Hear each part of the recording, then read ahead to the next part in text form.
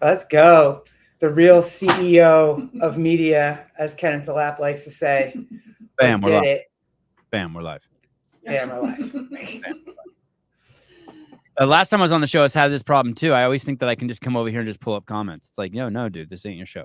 Hey, what is that like for real? Because I did it last night where I was on somebody else's show. I was on John and Brock's show, and I couldn't.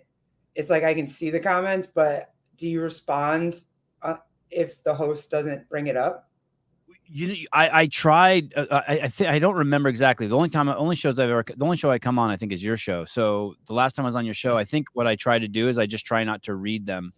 I try to like let that go and let you guys dictate that. But it's hard because it's not. It's hard not. It's not that it's hard not to read them, but it's just a habit to go over there. You know what I mean? I have my mouse in my hand and I just go over there and I just want to click it. Yeah. Oh shit! You know what I was gonna do? I was gonna tell Sousa to go live. Oh, Oh, I sound like it's my mic. I sound like I'm through the laptop, Kenneth. Yes. oh, for me, it's Colleen. Sounds like she's through the. Oh yeah, Chase, get him. Before we came on, we were trying to figure this out. Yeah, They were gaslighting me. They were gaslighting me. It's in my. I have no idea. So for me, Garrett sounds good. It's Colleen sounds like she's through the laptop. There's no laptop open. I don't even know what's open. Kevin said it's both of us. We both don't have our microphones. Is your check the volume on your roadcaster? It's probably something dumb. You know, the other night we did an entire show, or the whole beginning of the show. Bryson couldn't figure out why his headphones weren't working, and after the show, he goes, "Guys, you know what it was?" We're like, "What?" He goes, "They weren't plugged in." I mean, that's fine. I mean, they're definitely plugged in. It's both.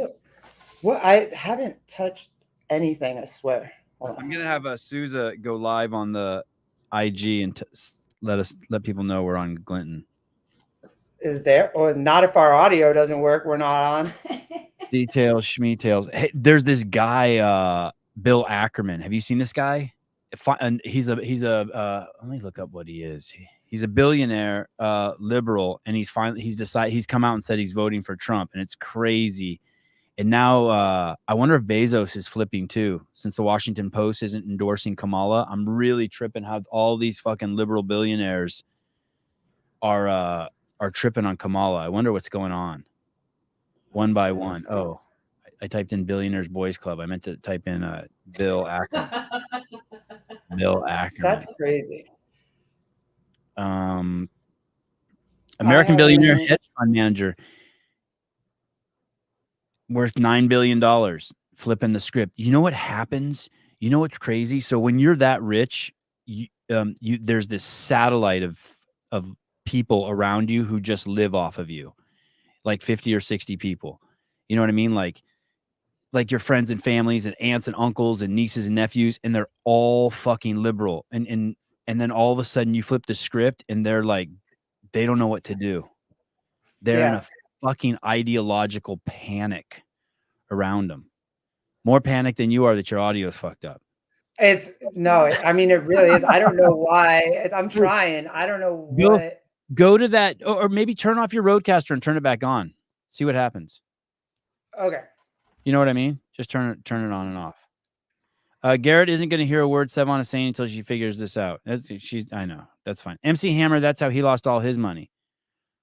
Doing what? Bezos is not flipping. He's hedging his best bets. Amazon has a ton of government contracts. He's concerned Trump may win. Yeah. Oh, that's a great point. And you know what else is? It's crazy that the CEO of Google fucking called Trump yesterday. That is fucking nuts. Imagine the machine that's censoring him and the rest of us like fucking crazy. There's this AP article that I read from the other day talking about the spread of a certain disease that's out there, and the primary cause of the spread of this disease is the cure for it. And I read the article on my podcast a couple weeks ago, and I got a strike. They sent me a strike, and they pulled the article down. It was the podcast down. It was the podcast I did with Russell Berger. And I heard Joe Rogan mention it to Trump on his podcast with Trump. And I'm just like, holy fuck, are they going to pull that podcast down because Joe mentioned that? Because that's exactly, it played the exact, they showed me the clip. At least now they let you see what you said. They send you an actual time code of what you said. They're like, what you said here was fucked up. You're not allowed to say that. Let me how is that podcast doing with Trump and Rogan? Is it just still just killing? Trump, Rogan, YouTube. Can you hear us now? Oh yeah, you're working. Okay, good. Okay, I figured it out. I got it. What was it? It gave 2 options for the Rodecaster 2, and we were on the wrong option, but now are we on the right option now? Does it sound okay now? Is it very good? Yeah. For both? Yeah. Okay. Mine has that too. I always trip on that too. It has Yeah. what is it? It's a Rodecaster main and Rodecaster chat. Yep. Mm-hmm. It's crazy. I didn't even realize it, but yeah. Well, that's why when you said go into settings and you're like, look in the input and output, I have like 4 different options. So sometimes I'm literally just clicking each option to see which one works the best. How many videos have you gotten like flagged? Probably I can remember 3, so I'm gonna say 5. Excuse me. You know what I mean? Just pad it by 2. There was one. Judy Reed, 20 million views. That's for it's crazy. Mm-hmm. Yeah. So and I was looking at the comments too. The comments are like just crazy good. 344,000 comments, dude. Yeah. Jeez. That comment to view ratio is crazy. I knew it was going to be humongous. Nobody does that. And I think that I personally think podcasting now is becoming one of the most important places for celebrities and politicians to go because you see them being real. Here, this is relative. I know a lot of people think Trump's a liar. So I'm not saying this in the absolute term. There's absolute and there's relative. Relative to who Trump is, the reason why that format works for him is because he's telling the truth. Meaning, relative to what Trump actually thinks, he can just talk freely. Yeah. You know what I mean? Like I don't give a like he said in the debate, I don't care about race. They're like, you're dividing the company by race. He's like, what do you mean? I don't care what you are. You know what I mean? Like he don't give a fuck. They're like, what do you think about UFOs? He goes, I don't. What do you think about the Kennedy killing? He's like, yeah, I don't know. I only opened 50% of it. I don't know if we should be sharing. Kamala can't do this format because it's the same reason why Don Fall is such a shitty, like he's fucked. He's a shitty leader because he can't tell the truth. He can't be up there and be like, fuck Sevan and Hiller. I got this chick who's my DEI lady. I know she's trouble and I brought her from fucking Facebook and I know she's a fucking racist scumbag, but she's my fucking friend. Like you can't do it. Well, and because they're strapped, and that's Kamala. She's trying to protect something instead of just be like, yeah, fuck Whitey. I'm doing some shit for the black homies. Fuck you. Like she can't do it.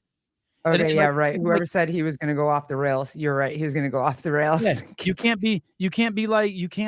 she just can't tell the truth relative to who she is. I'm not even talking I'm not worried about absolute truth. You know what I mean? I just mean relative to who they are. He's just telling you what he thinks. Yeah. But I think they should. Damn, my daughter's hot. I think they should have to go on long form. Do you think that they should have to go on long form? I do. She went on Call Her Daddy and she didn't use that to her advantage. She could have. What? Did you watch that? Hell yeah. Yeah. She literally went on the podcast that talks about sucking dick and vagina and really that's what that podcast is about. It's basically just a women's place to go talk about everything that you talk about on your podcast for dudes. Did she ever ask Kamala any crazy questions like, hey, have you started menopause or no? What you tried? Does Air Force One have a tampon room, or did she ask any questions like that? No, nothing. No, not a tampon room, but you know what I mean, a little trash can in the corner for tampons or something. Yeah, no, not at all. Like, is there a sign Air Force One? Don't flush, bitches. That would have been awesome, and that would have been. So no real questions. No, if she would have went on there and answered those questions, that would have been fire, and women would have been like, "Yeah, let's talk about it because that's what we want to talk about." Yeah. Just the way that Trump, goes where and says whatever the hell he wants about big feet and whatever. It would have been awesome, but she didn't do that. She tried to make it a political podcast, and it's not a political podcast. It's crazy. No one asks her any of the questions like, hey, do you believe in aliens or did the CIA kill? No one asks her any. No. Did the CIA kill Kennedy? It's all abortion. Yeah. It's all abortion talk. And then she says some weird shit and then it's over. And it's like, or the Supreme Court justices. That's all it's ever geared to. But I think that a presidential candidate should be able to go and do these long form podcasts. I thought it was great because I think I saw you review it. You even said, yeah, the beginning part's boring. Like the first 20 minutes, you're like, oh God, Trump's just going to go and go and go. And Joe's not going to roll or rein him back in. And then he ends up reining him back in. And then it becomes super interesting. Yeah, I agree.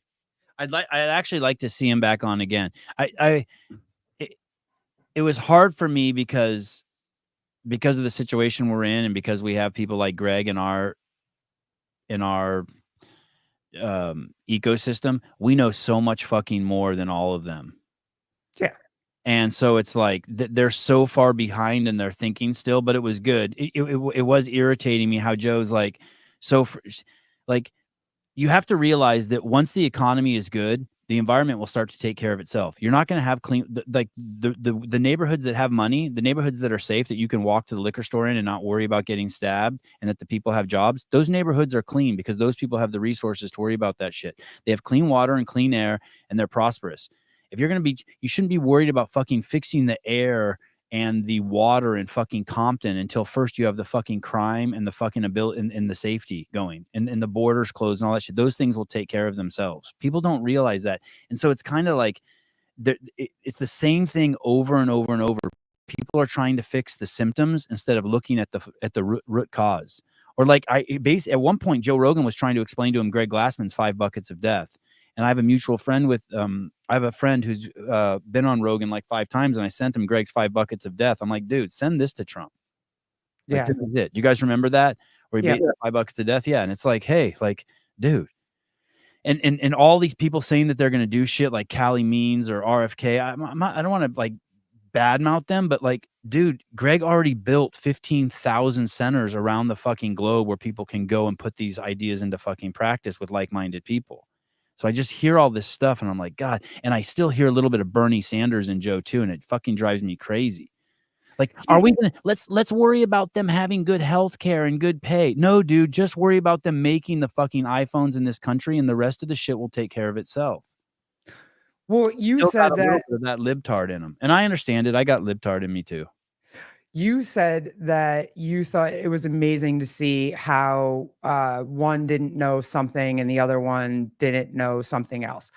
I personally thought when I realized that was amazing to see, because that's like 99% of everybody. Right. Even they don't know. Right.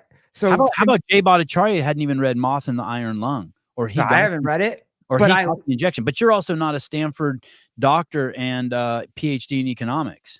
But it's awesome to listen to somebody else explain it to somebody else. Right. So like when Trump was explaining things to Rogan, it was great. And when Rogan was explaining things to Trump, it was great. When Rogan got his groove and stopped him from just taking over everything, it was amazing. Yeah. And Trump was humble. They were both pretty humble in their back and forth. The only time I thought maybe there was some conflict is when he said to Joe, "Would you be here today without Dana?"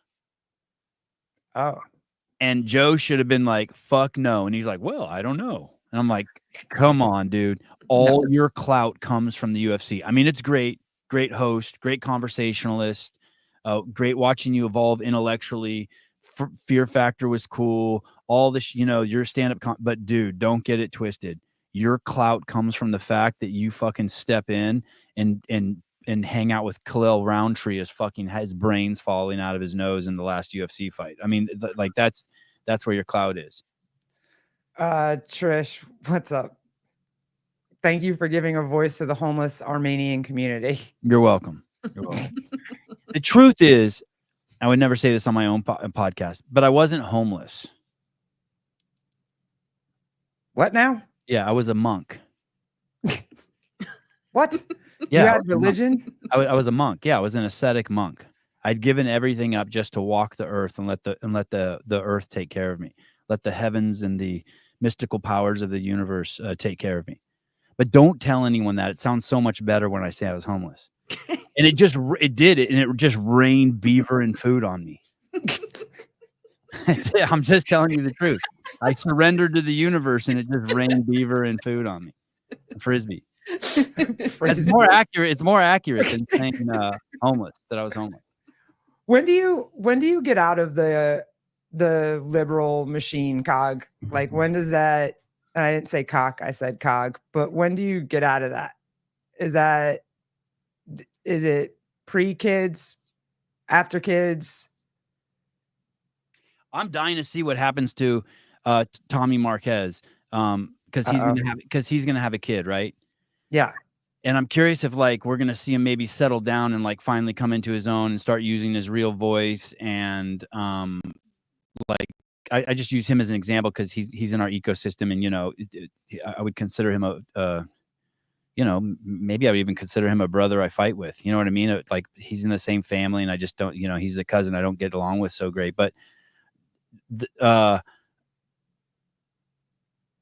Something has to happen. I would like to hear your opinion on it too. Something has to happen to you where you start having values and morals. Like when I'm fucking 25 and I'm fucking homeless, like I'm excited for anarchy in the world. What do I care? I have nothing to lose, nothing. But now it's like, hey man, like I don't have any bit of tolerance for people chopping penises off of little boys. Yeah. Because I got some stake in the game. You know what I mean? Stake in the game? Is that a stop? I don't know. Yeah, but you have skin in the game. It's skin in the game. Thank you. You have skin in the game. Stake in the game. Yes, I knew it didn't Thank sound you, right. Kippen, for that hard CK. That's what got me to skin.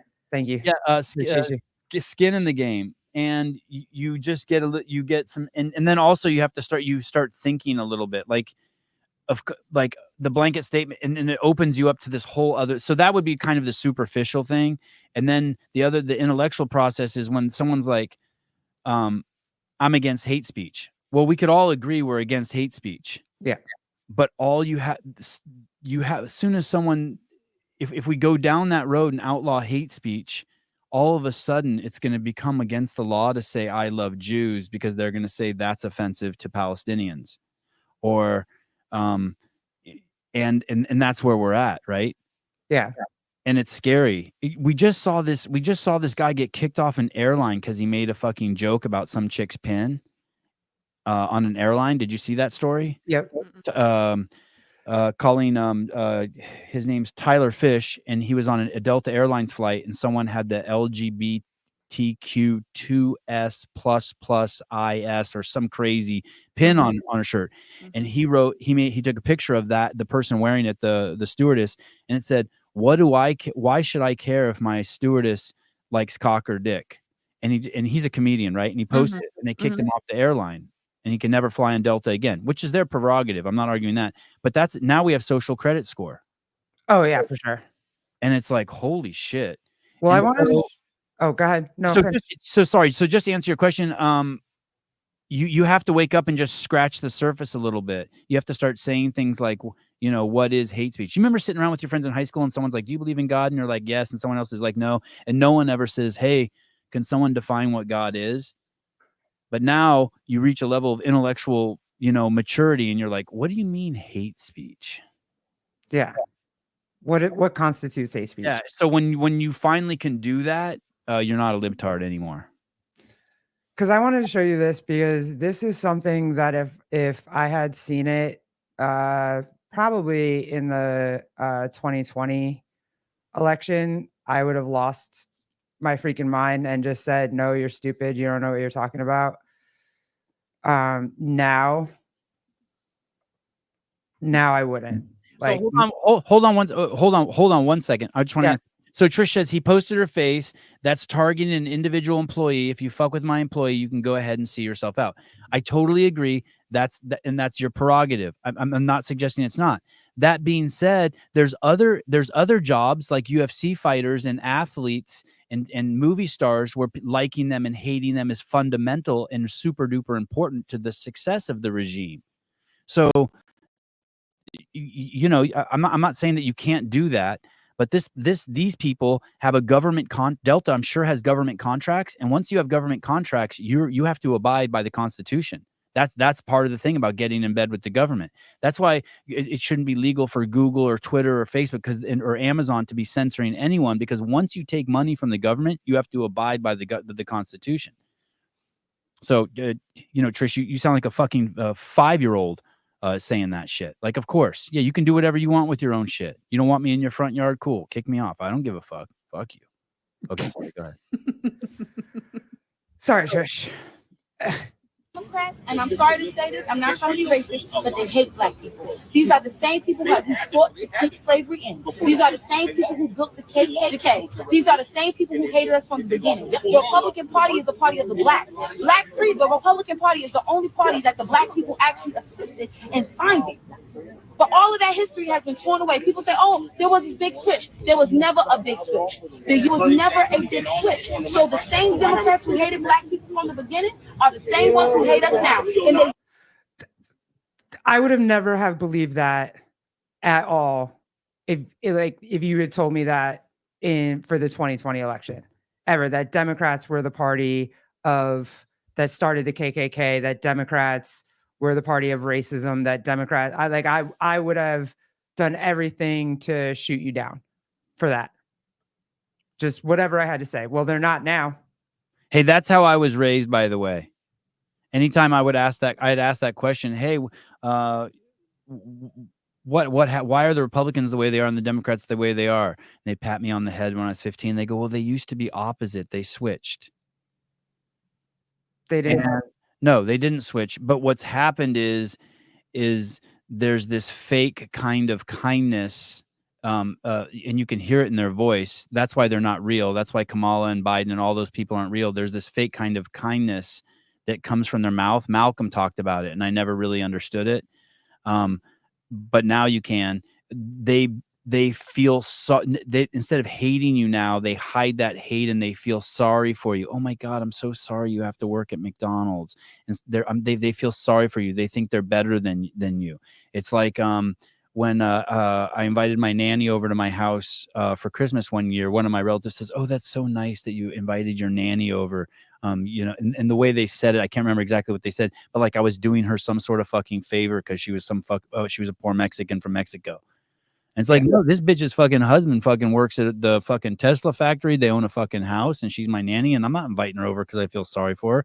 I'm inviting her over because she fucking loves my kids and I love her. And it's like, I grew up like that. It's always feeling sorry. It's always like, it's this fake kind of like trying to help people because they're less than you, not helping them because you're capable of it. Yeah, that's exactly it. They don't even see what they're doing. Hey, Why do you think we can't hear it though?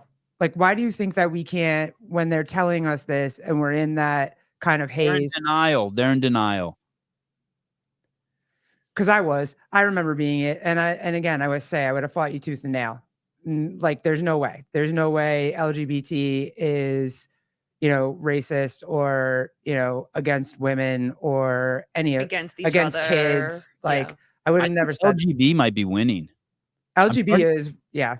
I think they might get their shit back. I got a thing for that too. It is. We're not playing anymore. Yeah, I feel like the tide is changing. I follow the Gays Against Groomers on Instagram, and I feel like that there's a tide shift. Hey, it's gonna be those people who save this fucking country. It's gonna be fucking. So here's the thing that's going to happen next. They're going to start ostracizing black men. Now that they're going to start basically saying black men are white guys. They're black men. It's going to be so weird.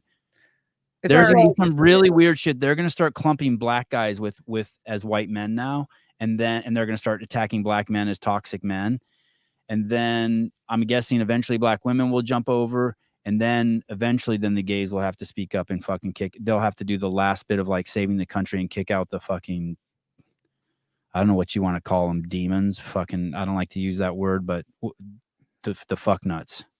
Yeah, I think that's the way it's going. I think already the black guys have already lost their privileged class. They're not. You know what I mean?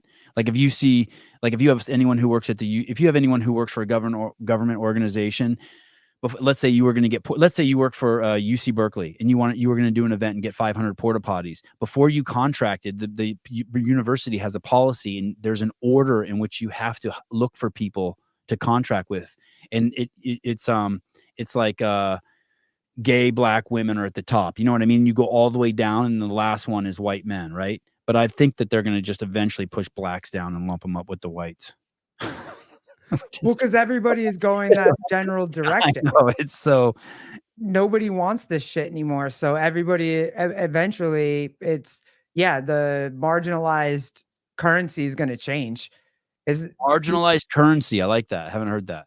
It's going to change very shortly. Like you're not going to be able to play, the black card or the Latino card or the gay card. You're not going to be able to play that because it's going to be white guys that have the most currency. What do you think about this though? This kind of concerns me. I see someone on Instagram saying, and I'll take them, but they say, I'm voting for Trump because shit was better under Trump. And I'm like, God, I just wish it was deeper than that. I wish it, like, I just want to hear you say, like, I don't want you to vote for Trump because grocery prices were lower and gas was lower and there was. I want you to vote for Trump because you see that he has morals and values that align with yours. Do you see the distinction? Yeah, I would say now more than ever, I don't think that he's an awful human being because I do remember, I think the Joe Rogan podcast reminded me, I remember when he was at, the fights with Mike Tyson. I remember when he was loved by Oprah. I remember when I also remember the shit about when the Central Park 5. Mm-hmm. I remember when he took that ad out and everybody was pissed because he took that ad out. What was that? Remind me what that was. The Central Park 5 who sexually assaulted a woman. She was sexually assaulted, and the 5 were accused. Mm-hmm. Was that like the Puerto Rican Day Parade or something? No, this is way back.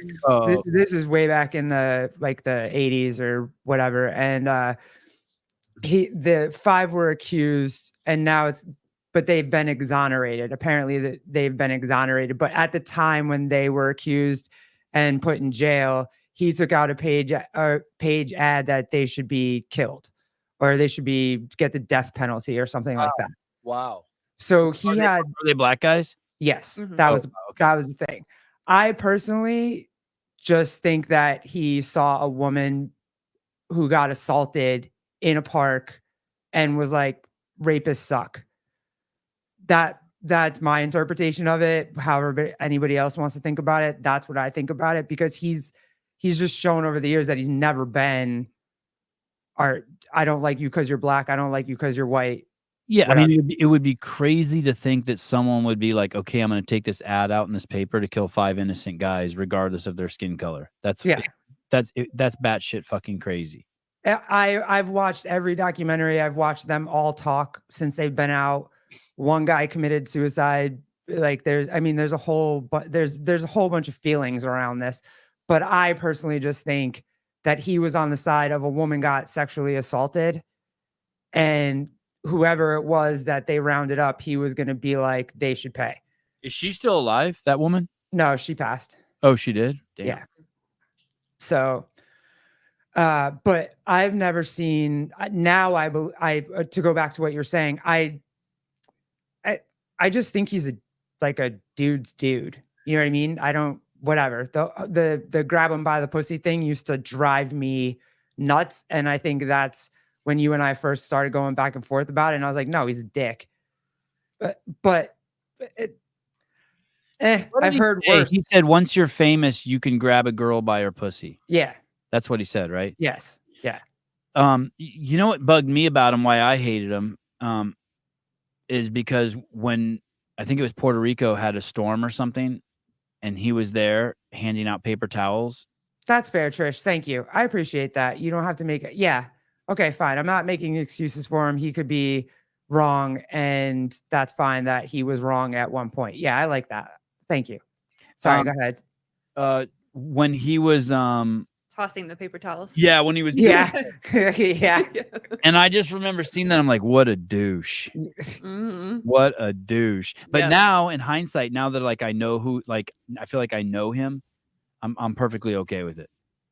Yeah. I'm like, okay, yeah, I judged him too quickly. Yeah. Me Yeah. too.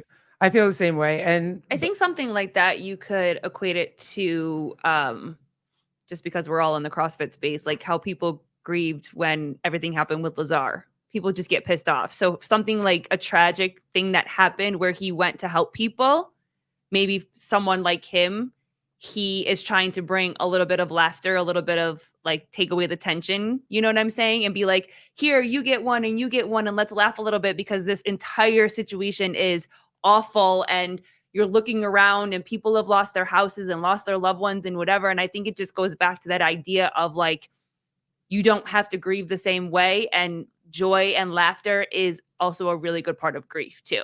Because initially seeing something like that, like, yeah, he's a dickhead. Like, how are you throwing things at people that have nothing?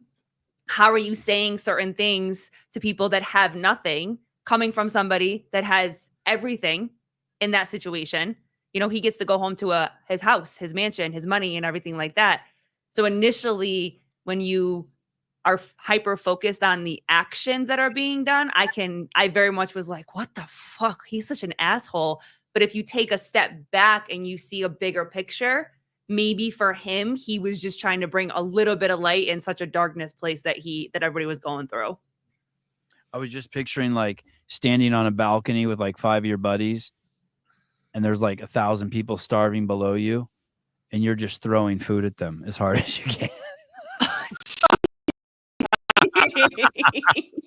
They haven't like eaten in a week, and you and your buddies are like, hey, watch me hit this girl in the head with this apple. And like they don't even care because they're so fucking hungry. Mm-hmm.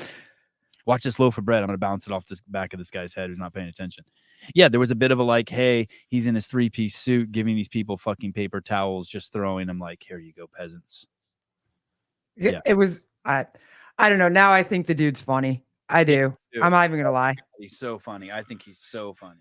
He landed some bangers at the whatever that Catholic roast was that they did, or that. Oh, didn't he get in a lot of trouble for that? Didn't people go crazy I'm with sure all that- the things that he I'm said? sure he took. I'm sure they all took the jokes and ran with it and made it sound shitty. But he had some bangers. Did you see the guy General Kelly who is saying that there's General Kelly, and he reported a few days ago, he came out and said, yeah, Trump told me that he wished that his generals were more like Hitler's generals. Well, they've looked into his background, and he is on the board of the largest immigration facility in the world, in the United States. And they have 2 huge facilities in the United States for unaccompanied children. Of course he fucking hates Trump. Of course he fucking hates Trump. He's fucking making money off of fucking illegal aliens coming to the country. And I, you know, I don't think it's much of a stretch. Why does it have to be unaccompanied minors? Why are the Democrats always fucking involved with fucking minors? Always children. Always children. And they're fucking unaccompanied minors. And he fucking run. I would love someone to do a fucking undercover sting on that place and see where those kids are going. Oh, do you remember when the OCR thing came out? My heart was broken for that. What was the OCR thing? Or, OUR. OUR. OUR. OUR was that group that was trying to go find kids that had been trafficked. And then it came out that the dude that ran the company was a pedophile. Oh, yeah. It's like, who do you trust? I was heartbroken. I was so disheartened. I was like, are you? I mean, I used and to we supported them. We all bought their shirts. stuff, Like, and were those the people that did that sting and it was on ABC News like 10 years ago or like 8 years ago? they were very, I don't know that, but they were very popular. They were all over Instagram. Were they CrossFitters? Was there a couple CrossFitters in the mix? Yes. So I told Greg, I said, hey man, something's not right with that group. And he's like, why? I'm like, dude, anyone who's so obsessed with that on that level, I just feel like there's a bad guy there running with the good guys. You know what I mean? It's like, hey, let's get together a posse of people to look for bad guys, and I'll hide in this posse, and no one will ever suspect me as one of the bad guys. It's Yeah. crazy. And Greg told me I was tripping, but I was tripping. I think CrossFit, I think some of our employees did stuff with them. Yeah. And I remember, dude, I don't like the smell of this. That's how we became fans of theirs. We started following them. We started, supporting them, sharing their stuff, being, hyper excited that that's what their cause was. And then when it came out, it was just like, bro, hey, holy crap. That's gonna be the thing with the LGBTQI community. Anywhere where there is a cohort of people who are gathering, and some of them have these pathologies that happen from fucking sexual trauma, there's gonna be fucking some weird motherfuckers hiding out in those groups. Always. Same with the priesthood. That's like, you're gonna tell me that you're gonna get a group of men who are gonna be celibate. There is gonna be some weird sexual manifestations in that group. Some weird. And the only saving grace for the military is if you keep those fuckers active. Yeah. I mean, but other than that, prison's the perfect example. You can't walk up fucking 1,000 guys together. Well, and now that you're offering them free sex changes or whatever you're offering them, it's just going to get weirder. 462 inmates in line in California that have been approved for sex change operations, and they're doing 3 a week. Jeez. Yeah, you can't tell me that's not some sort of pathology or some sort of psychosis or something. Hey, if I was sentenced to life in prison, I would right away. And I knew that there was a path to get into a woman's prison, and I could do it by keeping my dick. I'd do it. I'm out with the dudes and with the girls. And hey, and anytime and I just wouldn't. Once I got there, I just wouldn't take my meds. Just flush them down the toilet or spit them out. Ooh, Craig, I'm going to bring this up just because look at Ashton Kutcher. I said this about maybe 3 weeks ago. Look at Ashton Kutcher created a tech company to help with finding kids who were trafficked. And now he and his wife are bouncing the United States after the Diddy arrest. I thought the same. They left the United States? The last thing I saw was they were been seen in a while. Or heard from in a while. Yeah. Yeah. And I thought the same shit. I was like, wow, when all that stuff started coming out, him with all the pictures at the white parties and hanging out on Diddy's boat and doing all that stuff. And then all of a sudden they ghosted and they wrote those letters for their friend, Masterson. The Nickelodeon guy. Yep. Yeah. Right? Was it him? No, he was the guy from that 70s show. Yeah. Masterson. He got charged and convicted of raping. Yes. And they wrote an article saying, hey, he's actually at his first. They wrote to the judge and was like, no, he's a good guy, blah, blah, blah, whatever. They got shit for that. And now they're gone. Oh, here we go. Dodger fans, Ashton Kutcher, Mili Kunis take their kids to World Series Game 1 in LA. Okay. So they're here. Extra Sloppy just said that. Oh, okay. Weren't they just in Chicago for the Bears? Yeah. But it was a thing where they were about to bounce. So maybe they just hid somewhere because that's Beyonce. Beyonce didn't come out after the Diddy. She just showed up at Kamala's thing after the Diddy, whatever. She has also been MIA. Dude, look how skinny Ashton Kutcher's arm is. Wait, can I add this to stage? Yeah, Did you add a new thing? Look at. How did you do that? I just shared it, and then you have control whether it comes up or not. Oh, fire! Go for it. Yeah. I was like. That arm is so skinny. What phone is that he has? I guess that's an iPhone. That's his wrist strap on the other hand. It's iPhone, Yeah, that's the back entrance too. Look at that's like not the normal entrance. Yeah, he's looking not happy. He's looking stressed out. Look at his thighs. His thighs look like the size of my calves. Yeah, that's crazy. Damn. That's tough. I'm just saying. Colleen, you could be related to Bryson Del Monte. Oh, really? No. No? You don't see it? No. What are you talking about right now? I could just see just the way I just looked at her and I was like, oh, she could be Bryson's sister or something. Oh, shit. Or cousin, you know? Oh, Bryson. I mean, that's fine. Bryson's cute. What's wrong with Bryson? No, I've never seen his actual face. What does his face look like? Oh, Huh, well, let's see. All of his hair covers his face. Does he have a picture with? He looks like a Muppet. He's a Muppet.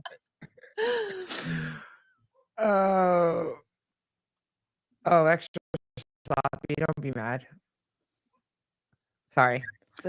Okay. But yeah, so that I like it. I don't know. I think they're all related, and I think with this Epstein list that we're not getting, and now the Diddy list that we're not getting, but magically all of a sudden the Abercrombie and Fitch guys getting arrested, and I think the list is coming out without it being like, hey, here's the Epstein list. Does that make sense? Meaning like one person at a time? Yeah, like it's just like they're gonna go after one person at a or time. one group at a time. It's just like, oh, here's Diddy. Oh, here's Abercrombie and Fitch. Oh, here's Nickelodeon. Oh, and they just keep coming out. I honestly would like to tell Diddy, like, hey, I wish there was a way we could trade him for his freedom for just the whole truth. Yeah. I just want to know that. I just want to know. Just like say it. Just get it all fucking out there. Because what's the underwear company for girls that's Victoria's Secret. Thank you. That dude is gross too. There was a documentary that came out about that guy being gross and really good friends with Epstein too. It's like documentaries now. Hey, what do you think about this?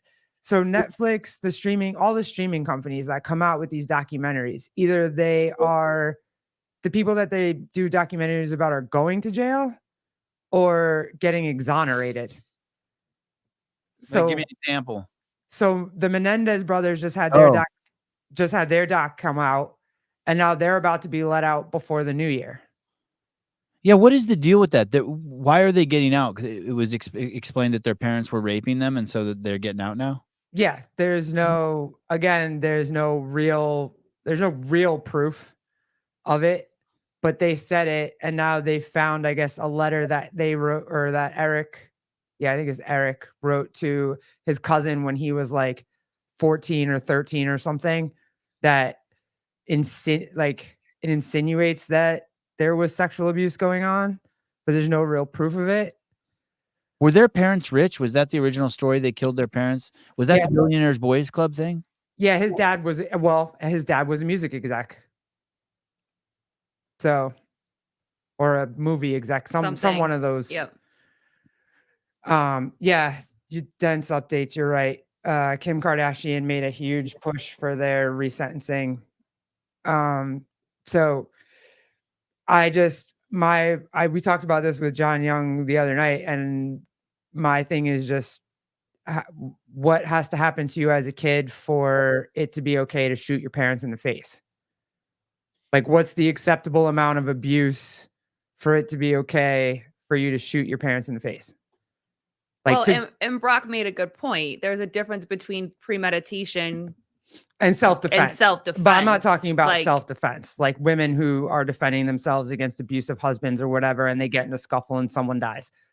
I'm not saying that, but they went out and bought shotguns, came back, and shot their parents in the face. So what amount of child times? Too. What amount of child abuse makes it okay?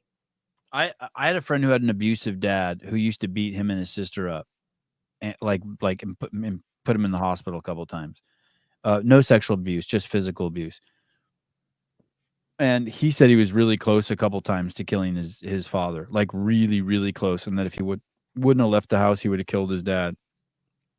I think he's really glad he didn't kill his dad. All I think about is that,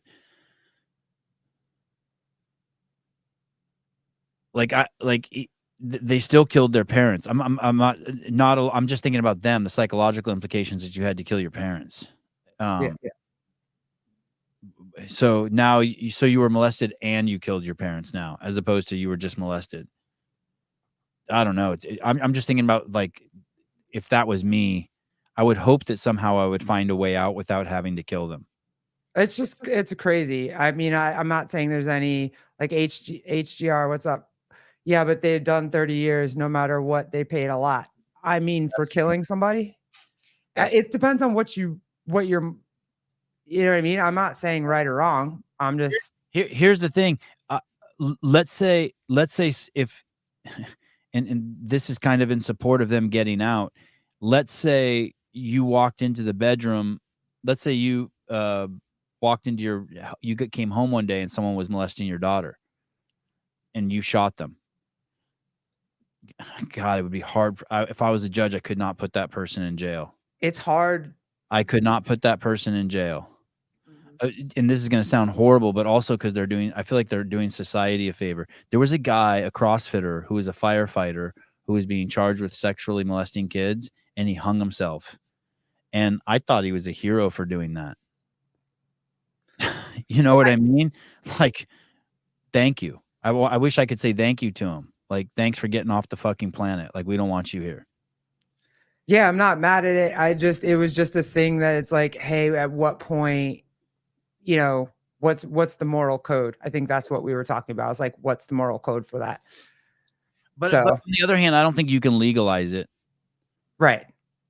Yeah. You know what I mean? People you can't just, going out, someone will just go on. What do you think about the sexual offenders list? I trip on that too. The fact that you can just look up on a list and see who all the sexual offenders are in your area. Like, God, that's gnarly. So you don't think there should be one, or are you happy that there is one? I don't think I have an opinion. Not happy. I don't think I have an opinion on it. I don't think I have an opinion on it, but it's a lot. It's a lot to be outing those people. It's a lot. I mean, that's like that. It's a lot. Mm-hmm. I mean, I don't know any of the people in my town. I've looked on the list during my show for novelty's sake. There's none, within 3 miles of me. But then as you get closer to the beach, there's like 15 or 20 scattered around in that part of the town. But like, I don't even know what you need to do to get put on that list. That's the thing. If you're an 18-year-old that sleeps with a 15-year-old and the 15-year-old's parents get pissed and put you on the sexual offenders list, like if you're both in high school. Yeah. Are you on that list your whole life? I think so. I think so. Yeah, God. And you can't live near or around. Like, yeah, man. Hey, if I personally would not put they have to register, right? Yeah. I would not register.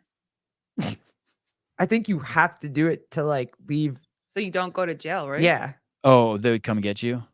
I think you do it while you're in court. Like if you go to, like, you have to do it before you leave the court. I think. I'd fucking move. I would leave. It just seems like a lot. I would not fucking want to be on a list like that. That would suck. Okay, Olivia. Thank you. You're normal. Yeah. No, it's tiered based upon your offense. Okay. What do you mean? What do you mean it's tiered? If it's a felony, it's a felony if you don't register. So I would say if she's saying no, it's tiered based on your offense, like maybe if it is like you're a teenager and you guys are both just in high school and it happens, you don't have to go on it. But I think I remember a time where that was the case. And I thought that was unfair. Yeah, Jeremy World, just don't diddle kids. Yeah, I mean, yeah. Yeah. I wonder if they know. I wonder if diddlers know. Like right. Like you're in bed and you get up and you go check to see if the doors are locked and you walk by the fridge, and you shouldn't open it because right there's like some gummies or dates or just something you shouldn't eat like right before bed. And I wonder if they know. Like, do they know that, or do they just think that they're? It's like smoking. Like every time you smoke a cigarette, you're doing something wrong, but you do it anyway. Like, do they know that it's wrong? I mean, they have to. You can't not. Or is it just like breakfast to them? I wake up and I just do it. I don't know. You know what I mean? Like, do they know? I don't know. Well, even if they don't know, I don't give a shit. Like me either. I don't care.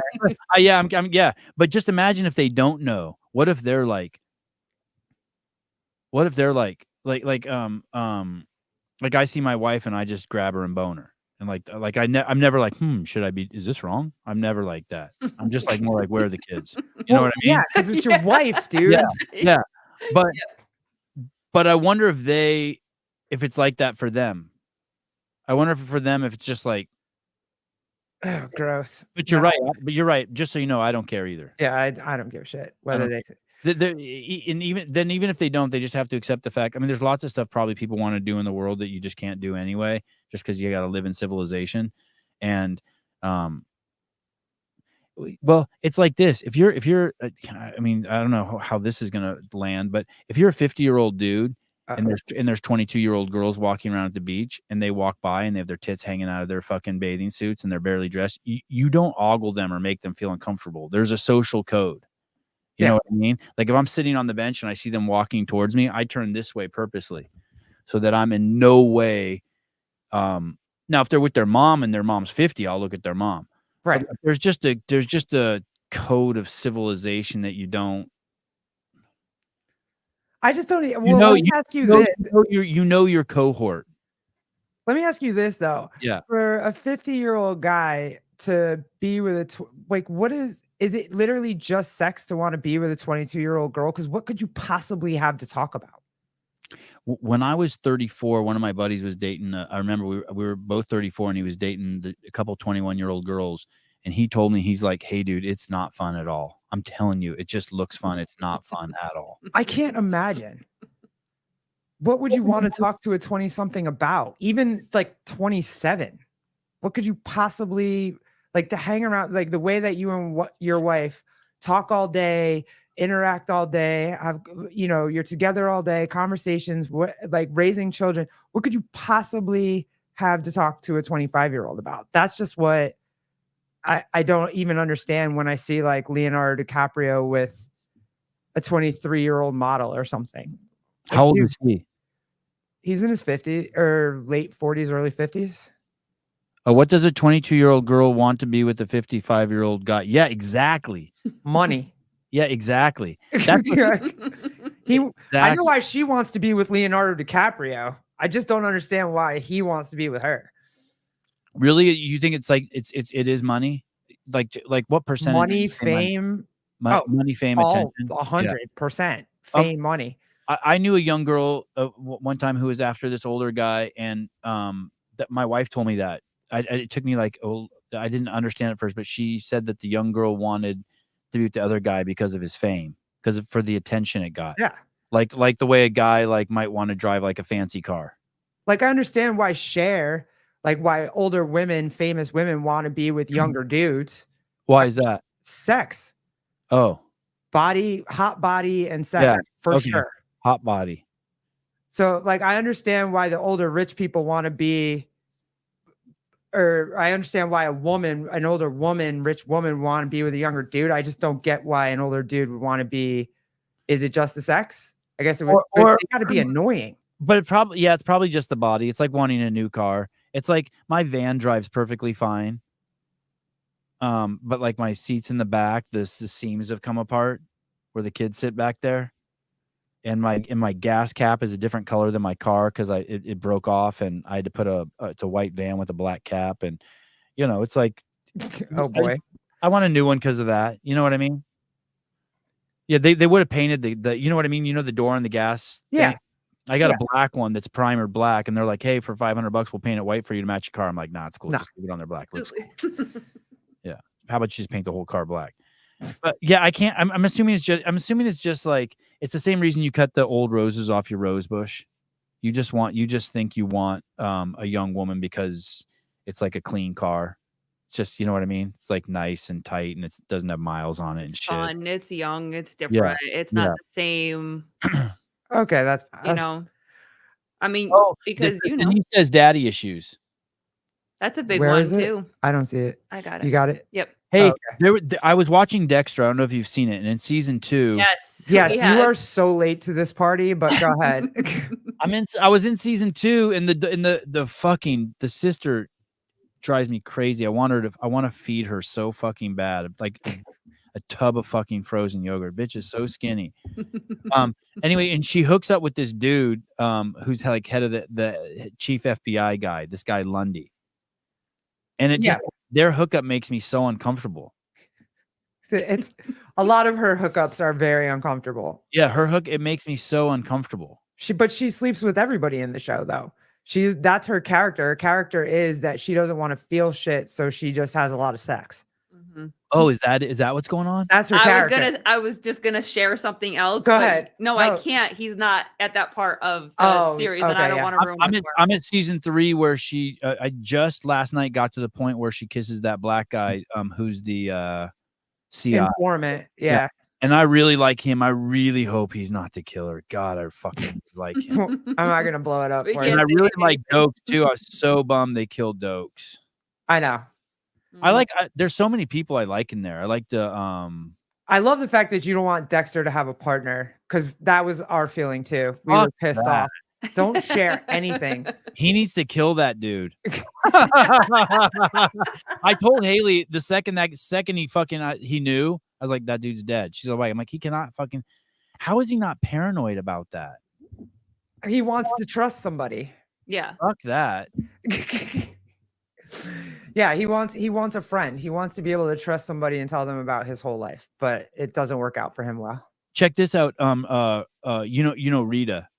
Yeah, his wife. Haley's like she's really pretty. I'm like, yeah, she's fucking so fucking hot, but like I can't handle her at all. And she goes, why? And I go, her voice. I cannot stand her fucking mousy voice, because I know there's some pathology with it. Like something happened to her and has trapped her in that little baby girl voice. And she dims her own light, and she's so fucking amazing. So then I went on Wiki or something, and I was reading her Wiki, right? And it says, I went to fucking acting school, and my acting teacher told me, don't ever fucking get into acting, pivot somewhere else. You'll never get a job. You have a horrible voice. Oh, jeez. But her voice works perfect for that part. Yeah. And I like it when she's mad. Like if she was my girlfriend, I would just get her mad and only fuck her when she's mad. But when she's doing that little mousy shit, I just want to be like, dude. Whining. Yeah, like wine. Yes, wine. Thank you. Wine. It's like when my best friend's daughter came to visit for a summer, and she just would whine every time. And I'm like, you gotta stop fucking whining. And if Garrett starts to like, I'm like, talk to me. Don't fuck. I cannot deal with people whining. It's so annoying. Me neither. It's so annoying. Okay, 2 things. Hold on, Kenneth. Yes. Hear me out for a second. I've started processing this when I'm watching the show. I'm like, someone needs some dick. I've thought about that. Go on. Go ahead. Yeah, I've thought about this. I don't know about an allegory. I didn't get that heavy. Okay, I have. He's gay. Fuck, that dude's gay as fuck. Yeah, he's gay. Yeah. He's very gay. I think he is in real life too. I know he's not, but he's not. We can confirm or deny that. Hold on. We can't confirm. Yeah, his body is so fucking nice. It's like it's just a gay man's body. It's like. But if you watch him in anything else that he does, yeah, it's the same gayness that's happening in every other role that he plays. What other roles has he done? There's a couple. I can't tell you the shows because I didn't even watch them all the way through. This is the only one I've liked with Michael C. Hall in it. But he's been in a couple on the, on like HBO or Showtime or whatever. And they're small parts. They're not, you'll recognize and be like, oh shit, there's Dexter. But it's nothing big that you would be like, you know him because of Dexter. Oh shit. But he's gay as fuck. Is it Instagram? Does he have a boyfriend? No, he does not have a boyfriend. No, but I looked you on. Can be Dexter's sister, Colleen. Yeah, that's true. That'll agree. I agree on that one. No, I guess for a couple of years he was married to the girl that played his sister in Dexter. Oh, that makes sense. In real life? In real life, yeah. So he's been married 3 times. He was married. He was married to Deb. Yep. So he was married to an Amy. Hey, dude, you can pull it up. A gay dude would fuck her. Oh, Jesus. Well, I swear to God, let me tell you, there is no. Have you seen her? Her ass doesn't exist. She has the ass of a 10-year-old boy.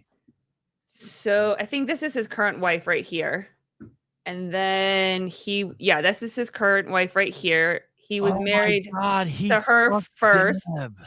Wow. They were married from 2002 to 06. Hey, and her face says something too. That's a trippy person right there. Who is that? And then right here. Yeah. Jennifer Carpenter. They were married from 2008 to 2011. Imagine if that chick right there, what's her name? Jennifer Carpenter? Yes. Yeah. Imagine if she put on 30 fucking pounds and did CrossFit. she would be so fucking hot. Her head is huge. She looks like fucking Wonder Woman on fucking that's been emaciated. Hey, baby, can you do me a favor? Pull up. She's anorexic, right? For sure. She's anorexic for sure. Pull up Shane from the L Word because okay. Because this is. Have you ever heard of the L Word? Anybody comments? Anybody? It's the lesbian show that came out way back in the day with it was on HBO. It was on HBO, Showtime. HBO, I think. Showtime. But compared to the Carpenter girl that you just saw, now look at Shane and tell me the sister isn't. All right, I found her. Hold on. I had to find a full body picture. Hold on. Yeah. I'm watching Dexter. What? Do you know why I'm watching Dexter? I have no idea why you're watching Dexter. That's not what I wanted to do. That's the chick. Don't tell me. That's the chick from I watched that show too. It had Avi in it, and I watched the show where she was a lesbian. Yeah, that's the L Word. No. Another show, and it had the guy from Scarface in it, and you beat us. I don't know what else she was in. Someone will know. What's the show? Let's see. I have. What's the show with the guy? He was a fixer in Hollywood. She worked for him. It was his assistant. What was that show? The guy's a stud. Jesus Christ! Here we go. Now we're deep in the weeds. Yeah, let me look at what show she was in. Interrogation tapes? No, the L Word. It says the L Word generation. What other movies? Shane.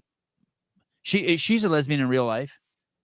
I think so. It's never been confirmed, but any show she's on, she's usually a. It also says she was on Young Americans and a Showtime series Ray Donovan. Oh, yes, Ray Donovan. Have you seen that show? No, lesbians. I found it. You got to see that show. She's in that show. She's Ray Donovan's assistant. You got to see that show. That show is fucking dark. Okay, if I watch that shit, then you have to watch Orange is the New Black. I don't know about. Is that the female prison one? Yeah. Is there nudity in that? A lot. Okay. There's so many boobs. Okay, good. Because does Haley watch all these shows with you too? Yeah, well, I don't normally watch TV. I normally she watches like timepiece series. Ray Donovan was the best. Yeah, Ray's awesome. God, Ray's such a man. I hope my boys grow up to be like Ray. Are you going to start talking about him the way Trump started talking about that golfer? Where he's like, he's all man. He came out of the locker room. Did you see that one? Yeah. I got to tell you, I love women, but he's all man. I was really Dexter didn't have nudity, I don't think, in the first season, and then that chick Lila was in it. She was basically naked every show, every episode. Yeah. Yep. Do your kids run in when you guys are watching these shows? Pause. There's no fucking way they can do anything. My wife freaks out and she's like, "Get out, get out, get out!" But yeah, you gotta pause it. So I season 3 started, and I was like, "Oh, Rita got a new set of hammers." And I text Hiller, I'm like, "Hey, Rita got some new boobs in season 3." He's like, "No, I don't think so." And I was so and then I Googled it, and she did. I was so disappointed in him. Oh yeah, did we hear why you are watching this, or do we... Because Hiller and I are going to start a new YouTube channel. Okay, there we go. All right, we're going to review TV shows, and the first one we're going to do is the new season of Dexter. Oh, I can't wait for that. That's going to be amazing. Yeah, yeah, I'm pretty excited too. Please make him watch Orange is the New Black. I just want to hear him say like, "Why do lesbians do that?" Like that's all I want. Hey, another show that I loved was Californication. I saw a little bit of that, but I wasn't. God, I loved his one-liners. He's so funny. Jeremy World, what's up? Did Colleen and Garrett get it as excited to see boobs in movies as guys? Yes, absolutely. Everyone does, right? Boobs are great. Yeah, boobs are amazing. Boobs are great. Yeah. That's why they're shown so often. We might be a little less excited just because we have our own, but I mean, and each other's. I'm trying to think if I get right. Good point. I'm trying to think if I get excited when I see dick. I should. I'm trying to think what I would. Hey, wouldn't it be great just to? I should put a camera on me when I watch the last season of Boys, because every episode has dick, and find out what my true reaction is. Like, what if every time a dick comes on, my hand slides over my junk, and I'm like, wow, I didn't even know I was doing that. Well, you guys just confirmed that when you jerk off, you're gay, and you talk about dick nonstop on every single show that you do. It's so fun. I have to imagine you get excited to see dick. Like when you see dick, do you just, is that bigger than mine? Does that immediately where your mind goes? Probably. I never even thought of that, but probably right. Not isn't that bigger than mine, but you probably just assess it. You're like, fuck, or dang, or you know what I mean? Like, you're like, does it make it more manly? Like, are you like, I'm more manly than him, or oh shit, he might have. Not so much. Okay. I mean, is that what you notice first on men? Is how big they are? Like the gray sweatpants? Like the gray sweatpants, or the really tight shorts, or the I mean, if someone has a nice body, I'll notice right away. I'll say something like, no matter what. No matter what. Like if I'm with my wife anywhere and there's someone walking towards us that has a nice body, I'll say something to her. Like, all right, check out this one, just to make sure like she's on the same page as me. It doesn't matter if it's a man or woman. I can't think of one time in person where I've been like, damn, look at that dude's dick. I don't even remember seeing, but I have like. But you'll review them on television, or you'll review them at like when I saw Peter walking on his hands, I was like, walking on his hands. Yep. Yeah. What the fuck is that? Yeah, exactly. And from a camera's perspective, why do all of the cameramen just get really close when these guys are on their hands? Like, we're all gay. The whole industry's gay. And also, is it true that is like, I don't even think we're thinking. I remember one time I made this documentary, and like, or even the behind the scenes in the early years, people would be like, Sevan just frames girls' boobs. It's like, motherfucker, I'm not even looking through the lens. I'm like this. You know what I mean? Yeah. And so like, I think a lot of times you don't even know what the fuck you're doing. You're just like, you're just trying to make sure you don't fuck up and miss the action, you know? Or trip over something or run into someone. Yeah. Totally. I can't ever remember framing someone because of their tits or their dick or their. I just don't remember doing that. Does the camera add 10 pounds to the dick girth or no? I don't know. That's a good question. That's just eye level. Yeah, it is. Yeah. Hey, everyone said the exact same thing to me. They said two things about you from meeting you two at Crash. They're really nice, easygoing, and tall. That's it. Yep. They're tall. That's the only way to. I think most people that met us were really more surprised that Colleen is tall. Yeah. I don't think they realized how tall she was going to be. Ortega was like, what the fuck? How tall are you, Colleen? 5'11". Oh, shit. Wow. Yeah. Are you taller than Garrett? No, I'm she's 6 feet. Wow, that's crazy. Yeah. Tyler Watkins could not wrap his head around. So we said hello, and then they went to set up he was so cute. Computers and everything. And then he had walked back past me. I think you took the baby out for like a walk or something to kind of take a couple of minutes. And he just walks by. I'm like, everything good? And he's like, yeah, I just cannot get over how tall you are. And then just continues to walk. and Ortega was not. Let me tell you what he was thinking too after. He's like, fuck, did I really just say that? And Ortega wasn't ready for me to be as tall either. And he thought I was tall and super, super skinny. I was like, I work out a lot. Skinny? No, I work out a lot. No, she's buff. She's jacked. She's got those back muscles and the shoulders and the butt and the No, I work out a lot. Good like Garrett, because Garrett, you don't move like a girl who's 6 feet tall. Like even in your videos, like you move like you're fucking 5'5". Me? Yeah, you move good. Oh Lord, thank you. I appreciate that. I've always felt like I was not like flexy and bendy, and I definitely am not. Like, but I mean, you just move agile and you're fat. Oh yeah. You're not like basketball. I think like gangly and shit. Like your one arm's flying over. You move good too, Colleen? Now. Yeah. When I grew to this height probably when I was like 12 or 13, and I was in the dance community, so I was like in ballet and all that type of stuff. And my modern teacher, or contemporary is what the name that they use now. The running joke was, so she was probably about 5'3", and I'm 5'11" at my height. And I had zero control of my body. I had like no body awareness. And then here, this, teacher comes in and she is able to help me get control of my body. So now as an adult, I do. But when I was younger, I absolutely had none. And our poor kid is the same way. He has no spatial awareness. Did you know that you didn't have control over it? No. Oh, that's it. Okay. No, until it was like I started to do different movements, because like there's ballet, and then modern is very much a fluid movement, moves very differently than the structure of ballet. So once I got working with this particular teacher, I was like, oh yeah, I have zero awareness of anything. Wow, that's awesome that you cultivated that. Wow, that's cool. Yeah, no, I was no, the best thing. Thanks, Souza. You guys it was awesome meeting you guys too. It was really cool. John Young is really butthurt that my kid ran up to you and hugged you and then was like, hey, and left after. Like when John was like, hi, he was upset with me. I was like, I'm sorry, John. Yeah. Kids love Souza. Yeah, he did. If he comes to my house, my boys go bonkers. Yep. I mean, they attack him.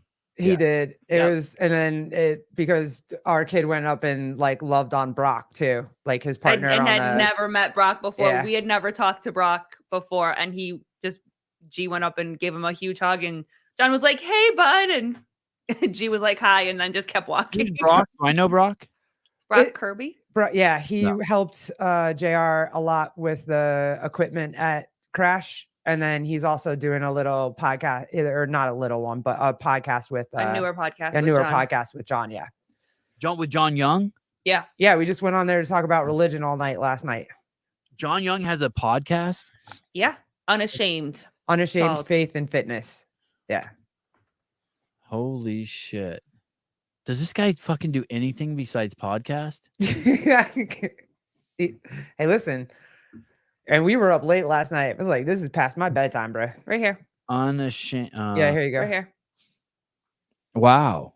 Mm-hmm. Faith, Unashamed Fitness. Yep. Oh, and you guys that's you on the first episode? Third. We're the third one. The third one, yep. Oh, we're okay, right, because they're populating that. Yeah, he likes, because we don't understand half of what he's saying, and we're trying to figure it out because we want to understand, but there's a lot of rules there. Is he dogmatic? Explain. Is like John stuck in his ways? Yes, he has a firm belief, and that's it.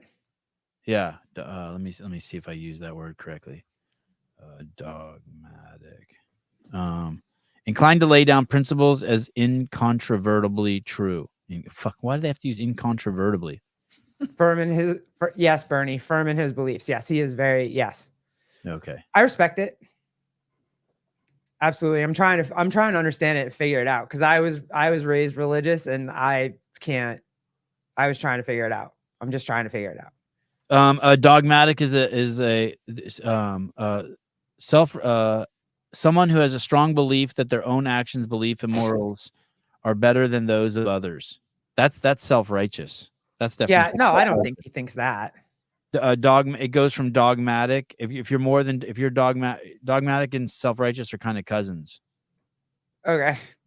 No, right? I don't think he thinks he's superior to anybody, but he's not going to stray from what he believes for his family and his life. Dogmatic is like I believe in something as being true, and self-righteous is when you think what you believe is true is better than what someone else believes. Yeah, no, I don't think that at all. I'm self-righteous as fuck. Yeah. Hey, how do you think that helps with trying to help people understand what your point of view is? Well, that was the good thing about, I think you touched on this too. Like, it's good that Joe Rogan, so the other day my son said, hey, that person's so stupid. And he was telling me something that they did. And I was like, hey, dude, would you rather be them or you? He's like, oh, good point. And so that's what I say to myself sometimes. Like when I hear Joe Rogan and Trump talking about stuff, and it's like, I guess I hold them on a pedestal, like to think that they would know everything I would know and more, like taking thought deeper. And but I guess it's important that not I guess, it's important that other people have everyone has to have conversations and everyone has to learn at their own pace and figure things out. And so I just remind myself that, like, hey, everyone's figuring things out. There's people who figured stuff out that I haven't figured out, and like, I've been lucky enough to be around people who will help me, who bring me along. So I need to help bring other people along. I forget what your question was. I'll bring it back around, but I'll ask Kenneth because I want to know this too. Sevan, how do you feel about not ending your show at 700 episodes as originally planned? I thought it was 500. I thought you were going to stop at 5.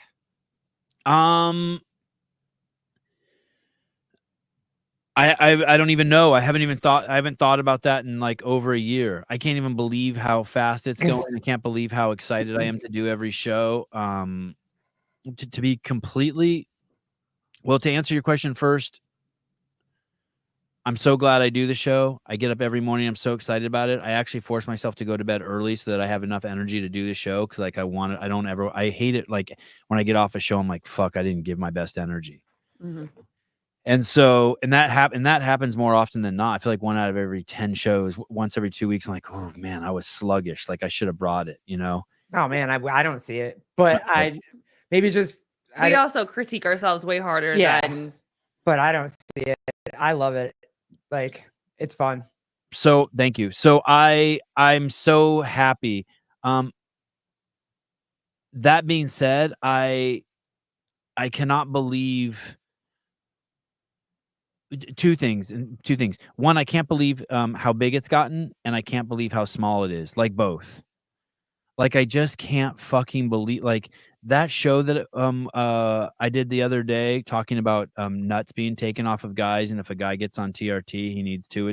Like I was like, how the fuck does this show not have a fucking million views? Like this is like that's exactly the show that's the most important thing you need to know about testosterone if you're thinking about doing it as a guy, or if you're like. But you were even talking about too, there was one part of that, I think it was the same exact podcast, was where you were talking about women breastfeeding and, milk ducts and all this stuff. And then it sparked conversation. I'm going to ask because when Colleen was, I knew this was going to come. Yeah, I'm going to ask. I'm sorry. When Colleen. No, Sevan's the best one to ask. Yeah, because your wife had twins. Yeah. So when Colleen gave birth, we also had a friend that had given birth 3 days before, but wasn't producing any milk. So Colleen was feeding our son and pumping for him so that I could feed him when she was gone. And then also pumping for this other kid that didn't have. So her boobs were like huge. I had never seen anything like it. Yeah, ever. Yeah. Not in a magazine, not on television, not anywhere. They look fake, right? You're like, hey, dude, I was like, you got the wrong. Sometimes I look at Haley's tits and I'd be like, those don't even look real. They look like that looks like a shitty surgeon job. They were so big when she had twins. It was retarded. Okay, all right, cool. But I loved it. I thought it was crazy. I thought it was like. Did you ever get the letdown in the face? Do you know what that means? Like when you're feeding the baby. Go ahead. You want to tell them? When you're feeding the baby, so the letdown is when the milk actually starts to come out of the nipple. Yeah. And if the letdown is too aggressive and it comes too fast, then the baby starts to choke. Oh, so yeah. I've seen all of that shit. Yeah. So mine, because I was also pumping for this, not only pumping for him at home, but pumping for this other child too. My letdown was so aggressive that I pretty much was trying to drown this kid. It would come out all over his face, like and God forbid that she fed him. If I didn't have like a birthing cloth or something. Oh, you're being nice. I was about to tell the other story. Pump a little like in your hand first and like get off the first pressure, or sometimes, but no, it literally was like everything is fine and that it wasn't fine. Hey, did you enjoy breastfeeding? I loved it. Yeah, my wife loved it too. And Garrett and I had to work for it. It was very difficult for me in the beginning. She's not talking about me. She's talking about him. No, you latched fine. Yeah, I latched fine. But it was very tough. We couldn't figure it out. I had a nurse come in and try to help, and she obviously didn't help me. You know what I mean? I had to figure out different ways to position him. And then once he figured it out, I loved every part. But that was something I was very, very adamant about. I wanted to do that. So I was going to work. How long did you breastfeed this other kid for? Pump milk for this other kid? Not very long, maybe a month. No, you're lying. It was like 5 months. It was not that long. It was not that long. because she kept coming to get out of our freezer. Yeah, once that happened, I stopped. It wasn't 5 months, maybe 2, fine if you want to give it a little bit more, but it got to that point where it was started to be she would call me to come get my milk. And that was the only reason why she's calling me. And I'm like, you can't just come take all the milk that's in my freezer. Like, you can have some to supplement for the formula that you're giving your child because, and I'm sorry that you can't, that your body's not producing milk for your child, but like this milk is for my own. I'm willing to help. So when it started to become a thing where, because I like, people get paid for this shit. Like, people literally donate their milk. Like, and so there was one day that she came to the house. I wasn't home. I think I was at work, came to the house and I think took a bunch of the milk. And I was like, where the fuck is all this milk that I had? And so then after that, I was like, would lose my shit. Let me tell you how guys work. Then I was done. A guy could never give his milk. Let's say we were the milkers. Let's say like we breastfed the kids. We couldn't give our, like, I couldn't let another guy breastfeed my kid. Oh, that's I get what I'm saying. You know what I mean? I don't know. I just couldn't do it. I couldn't. I mean, I could, but I wouldn't want to. Well, even for a friend, like she was a friend of ours. Yeah. We thought. Let's be real. So we thought. Okay, I want to come back to that, but first, when I see it, so I want to come back to that. But so what happened? So you had to be like, did you be like, yo, bitch, you're cut off? No more. I'm done. Yep. Yeah. I literally was like, I'm done. Mm-hmm. Like, I'm glad that I could help. Sally, it was nice helping you. Sally, hi, this is Colleen. Hi, Colleen. Can I come over? No, let me stop you there. Yep. Let me stop you there. Yep. The milk's done. It was very clear. Yep, I'm done. Yep. Can I just get a little bit more for tonight? No, it's over. And then once I said that to her, once that conversation happened, I never spoke to her again. Garrett, did she talk to you like the week up? She's like, I'm calling her and telling her. Oh yeah, I knew it was coming. I was sweating. I was like, I would be sweating too. Girl fights. I'm not good at that. I don't know how to do that. And Colleen was ready. Like, there was, when your wife gets that face where like all of her emotions are on her face, she can't hide it. It's now gone. Like, she has emotion face.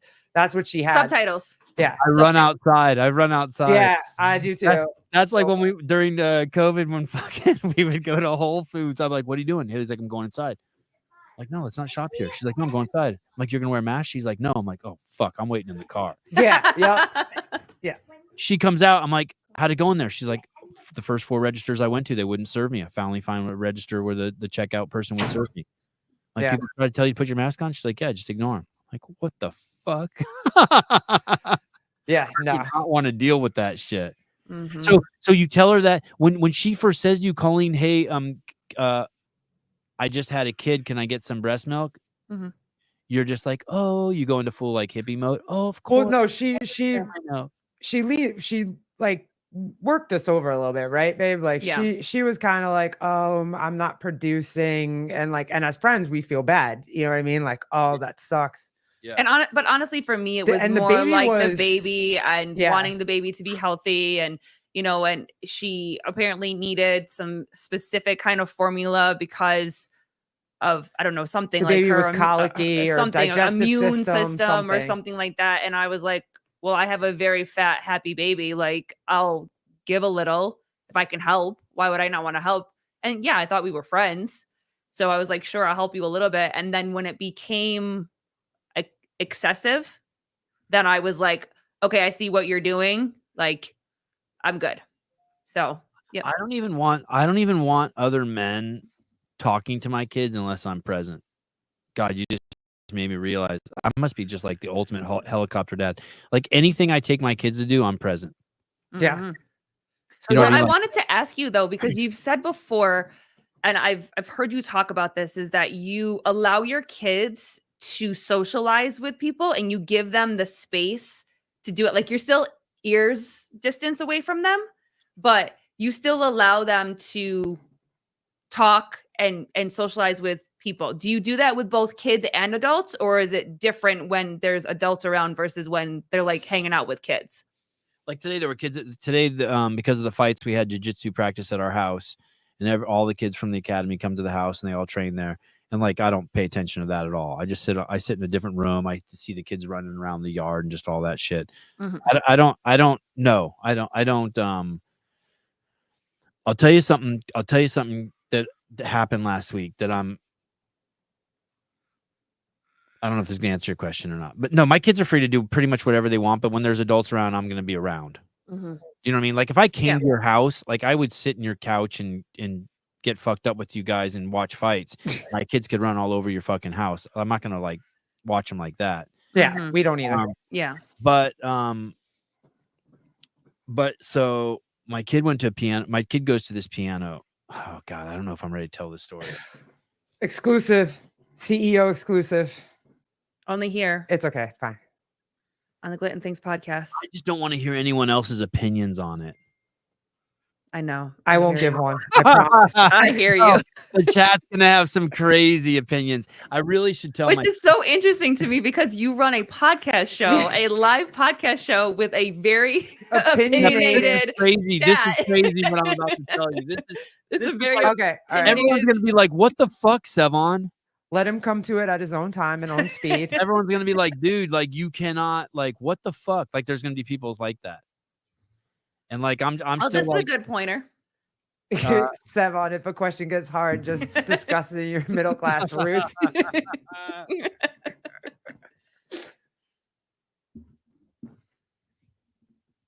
I can change it. I can go to Jillian Michaels. okay, let's go to Jillian Michaels. I really want to tell the story because it's so good, but it's so fucked up, and They're there's no holding space resolution for you to it. if you It's want like it. it's like Brianna. There's a piano lessons and a piano teacher, and there's a tranny, and there's my kids in a room where I can't see them, and it's a Okay, I'll tell. Well, they're not going to see my podcast. I'm gonna tell it. Oh, I'm not worried about them. I'm just worried about these fucknuts in the comments. Okay. I don't want to hear their shit. Okay, here we go. Ready? Yes. So my kid goes to piano lessons, and it's at a house, and then there's a detached garage to the side of it, Nope. and that's where the piano lessons are. Nope. And that detached house that's the garage is 2 rooms. So when my kid goes to the piano lesson, he goes in that first room, and the door's open, and I can see the piano, and I sit outside, and he plays the piano. No big deal.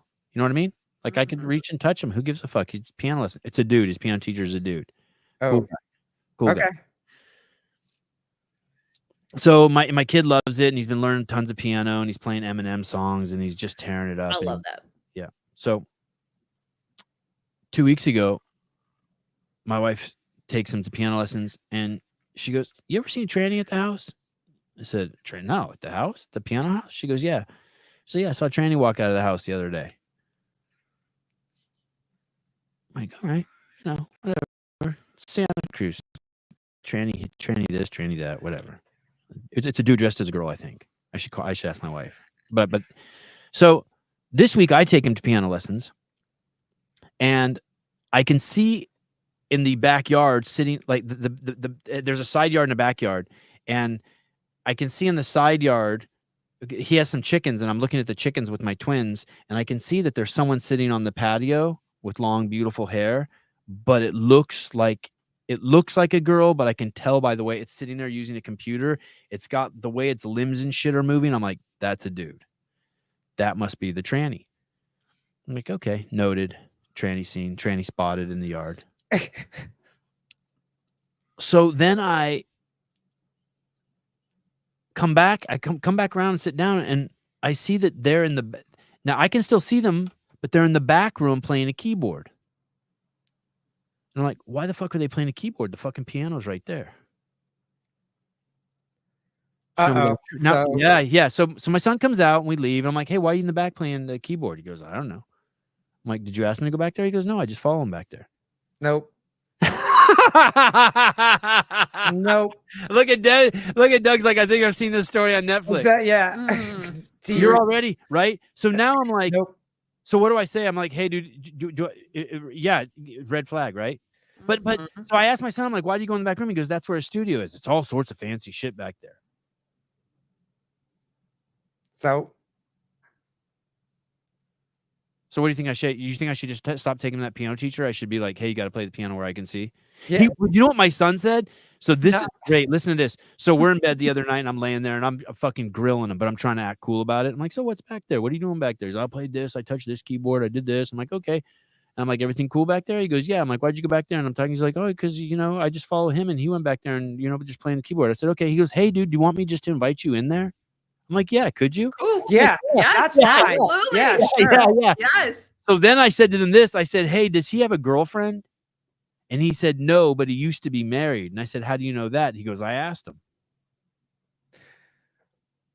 Yeah, I have a problem with adults talking to Now, kids. this is all close, by the way, just so you know. It's like I'm within,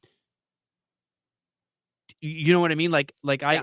I could throw a rock and hit it's close. They're 10 feet, 15 feet from me. I don't know. You're not thinking my kid in the back room. Right. But we also know that those gymnastic bitches got fucking diddled by the fucking doctor when the parents were It's in where the fucking room. He even said to them, do you want Yeah. me to give your daughter the magic treatment? They're like, oh yeah, please. Yeah. And then Yeah, he no. fucking finger bangs her while the fucking doctor, it's like, what the fuck? No. Yeah. I'm not about that. No back rooms. If you even call No. it a back room, no. Absolutely not. Okay, no. So okay.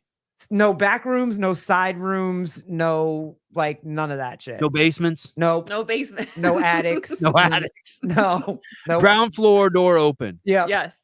God, Yeah. I hope my Yeah. wife's listening to this. She'll be so much better at that. let her be. That's when you let your wife be confrontational. It's like, hey babe, go get him. So I'm gonna tell. Pardon. So you think it's too many signs? Back room, tranny, chickens, ex-wife. Yeah, I'm not. That would be a lot for me. And it's not even the tranny thing. It's any adult back room. Remove tranny, put any but did you adult know? back room. I think tranny's pretty relevant because a tranny is someone who's confused about their sexuality, right? Yeah, that's fine. But I'm just saying I'm not blanketed towards it's just trannies. For me, it would just be any adult in a back room with a closed door and no. Like in the hierarchy of fucked up people, it goes trannies, men, women.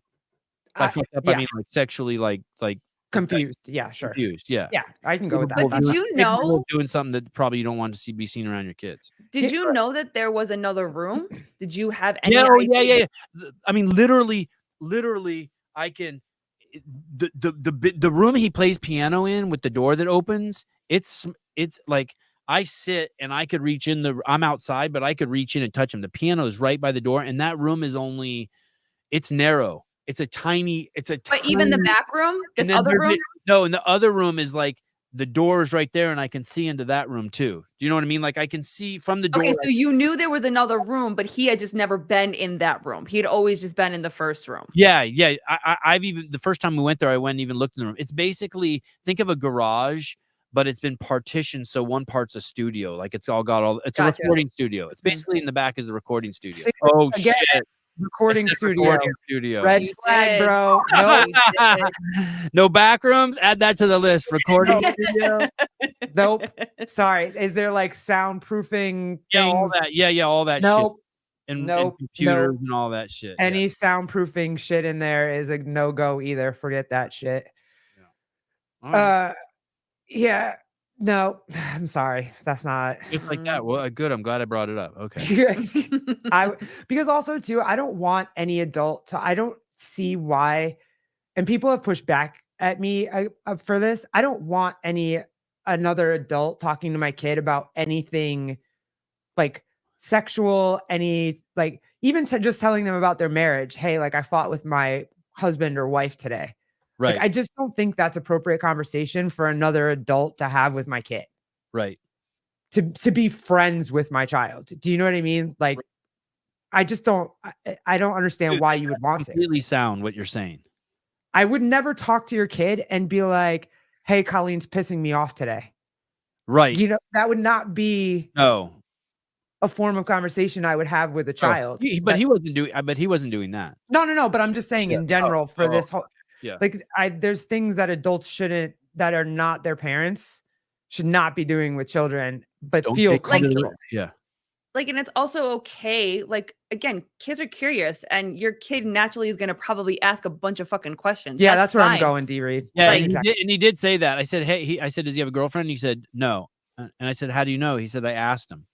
I said, Yeah, I "What'd don't you think ask that's a Yeah. question you should answer. But what I'm saying is that as an adult, it's okay to say, hey, listen, dude, like, Not appropriate. not appropriate. Let's stay on task, which is learning how to play the piano. You know what I'm saying? And I think that there's like a line. Oh, that, interesting. So, but if so you're saying, oh, I don't have that line. You're saying that if some kid asks me, are you married? I should be like, hey, shut the fuck up. It's none of your business. No, married well, is no. married is fine. What I'm saying is like for you to just go up to a kid and just start having conversations like as if I agree, but what Colleen's saying is that when Avi asked him, do you have a girlfriend? He should have refocused him on piano. But that's a professional space, don't you think? Like it's not like you hanging out with a group of your friends that all have kids that know your wife and know their other wives and whatever. He's so their jiu-jitsu instructors are a couple. Their jiu-jitsu and striking instructor are a couple. Their tennis coach, they've been going to, and all these people are people that they see 5 times a day, not the piano instructor, of course. Their tennis instructor has a girlfriend, and when we met him, he didn't have a girlfriend, and they go to them, they see him 5 days a week. And so they know all about that too and say hi to her. So I don't know, it's kind of hard. Maybe if you meet them, like I always knew like my babysitters, like I knew that their spouses, I knew, you know what I mean? So I would always say like, hi, Miss Eileen, hi, Mr. Eric, you know what I mean? Like stuff like that. Yeah. Or whatever. But I don't know. I just feel like if you're not friendly with the adults and they just start talking to your kids like they're friends, I just think that that's not appropriate. Seema saying maybe I could say, hey, I'm concerned about bringing my kids around strangers, curious who that guy is on the porch. Yeah. I mean, I don't know. You know what I'm going to do? I'm just going to go in the room. Yeah, there you go. Dense updates. None your business, kid. Yeah, my kids are, what did she say? My kids are fluent in none yet. Yeah, I was too as a kid though. My grandparents would be quick to say like none your business. It's just, yeah, I say that to my kids a lot too. Hey, like who you talking to on the phone? The fuck's the matter to you? Or he'll be like, where are you going? And I'm like, I pay the bills. I don't have to tell you shit. At all. You have to tell me everything. Like it's crazy being around other people's kids who think that they can do that shit. Like I'm looking at my phone and someone else's kid comes over and tries to look at my shoulder. I'm looking at, I am such an asshole to those kids. I'm just like, hey, that's not appropriate. Don't ever read over my shoulder or anyone's shoulder again. Nah. Yeah, like, what are you doing? It's too crazy. And after we just went to the Board of Education where it's very clear that there's some interesting things about to happen. We're going to have to take a look at this curriculum that's coming out. And we were literally the only parents there. So at the board meeting? Yeah. So there's some stuff that there's some stuff that we're gonna have to take a look at. Especially we're waiting for the election to see what happens with this election, whatnot. Oh, early voting, dude. Did you have early voting in your? I voted already. Yeah, we did today. Yeah. Did you went in person? Or? Yeah. I did a mail-in ballot. Hey, there was a guy at my house today who said his buddy, who's not even legal to vote, got 2 ballots sent to his house. That's crazy. He's like, dude, my buddy showed me that he has 2 ballots and he's not even a fucking legal like resident of the fucking. So did he have to show ID? Ballots. Did he show? Did anybody have to show ID? Because we didn't have to show ID. No, it's against the law in California. In California, you're not even allowed to ask for ID. Yeah, we didn't. This is the first election that I voted in that they did not ask. My ID. We had to confirm our street address and birthday, but Colleen said she didn't even have to confirm her birthday. Nope. I had to confirm my street address and birthday. Just my street address. At the same, and you went to the same voting? The same place, yeah. Yep. It was weird. So get this. You'll like this. This will be fun for you with your, yeah. So the baby decides, or not the baby, but little Garrett decides to come with me to shadow me as I'm voting. So we go up to very nice lady, super energetic, happy that I have my kid there to learn how to vote and all this stuff. Super important, blah, blah, blah. Helps us, shows him how everything works, then looks at me and goes, or she looks at him and goes, oh, your dad or your brother are going to take you over and show you how to vote in the booth. And I was like, this is the first time I've done this in a very long time, but I was like, no, his mom. I'm his mom. And I even used a Heidi tool where I was just like, I just play basketball and I'm a lesbian. And she, did you say it like that? Of course she did. Yeah. She did. And I give all the props to Heidi because she has always said, like, just say that. And so I did it. Heidi Kroom said, come up with that. Yeah, it's pretty good. Heidi was like, just say you're a lesbian. I literally said, hey, I'm just tall. I play basketball and I'm a lesbian. And she was like, oh, and now she's even more excited than she was before she thought I was LGBTQ. Because now I'm pretty sure she doesn't know whether I'm actually a girl or I'm identifying as a girl or this is amazing. Whatever. Does this happen every day in your life? Every day. Pretty much. Yeah. Every day. So tell him also too that you went into the bathroom for the first time. Yeah, I actually did that for the first time too. I did a lot of firsts this week yeah. So I want to hear this story. Sorry, one more time. It's so good. Tell me. So you're at the voting booth and they say something. Tell me exactly what happened. There's some. Olivia, I should have said that too. Yeah, I should have thrown every single marginalized group I have in this story, but I didn't. This is amazing. So she tells. Yeah, she shows little Garrett everything. She shows him how the iPad's working, how to like check me in, all this stuff. He's loving it. How long is the line? It wasn't long when we went, but we went in the morning and it was super long. Yeah. And so we left and we went back later. It was crazy long. If I saw someone talking to some kid while I'm waiting in line and they're like trying to be nice kid, I'd be like, yo, not now. No, it wasn't. Yeah. No, it wasn't too bad. Okay. Yeah. It wasn't that bad. So after she shows him everything, she's like, okay, now your brother or your dad, because now she can't tell what age I am. Your brother or your dad is going to take you over to the voting booth and show you how to actually fill the ballot out. And I was like, it was the first time, again, in a very long time I've ever done this, but I was like, no, I'm his mom. I'm just tall. I play basketball. I'm a lesbian. Are you making eye contact with her when you say that? Yeah. And you're tall, so you're like looking down on her? Yes. Then she's a sweet lady. I'm not trying to be mean. I'm not like... No. What would you normally do? Normally, you just wouldn't say anything? I don't say anything ever. Okay. I just let it go. Okay. Do you have, if not, like, before you, does it come out naturally, or are you like, here we go? Today I was like, it just came out. I was just like, no, we can't do this because he can't sit there and now daddy, I don't know. It just was weird the way she said it, brother, dad, whatever. So it just came out today. And, but I started shaking after I said it and walked to like the adrenaline dump was like crazy when I was heading over with him to the voting booth. So, but what I was going to say was after I said that, she was super excited that I said that because now all of my LGBTQ shit came out. So now she's really excited about this. And just she says to me, make sure you teach him how to vote the right way and make sure you blah, blah. Your mom's going to teach you how to vote the right way and it just became a whole fucking thing. But she was even more excited after. She smiled really big at me. Yeah, she's super. It was one of those like middle. It was obvious she's a Kamala. Yeah, she was one of those super middle-aged white lady. Let's go, rah rah, Walt Harris, whatever. So I knew it when I saw it. I was like, hey, okay. Has he said anything? Oh, I thought his hair would be redder from the pictures. Holy cow! It is. It's red. It is. I think it's the lighting in here. Be careful in those shoes. Oh, he's cute. Look at his big old eyes. It's got her eyes for sure. Those are my shoes.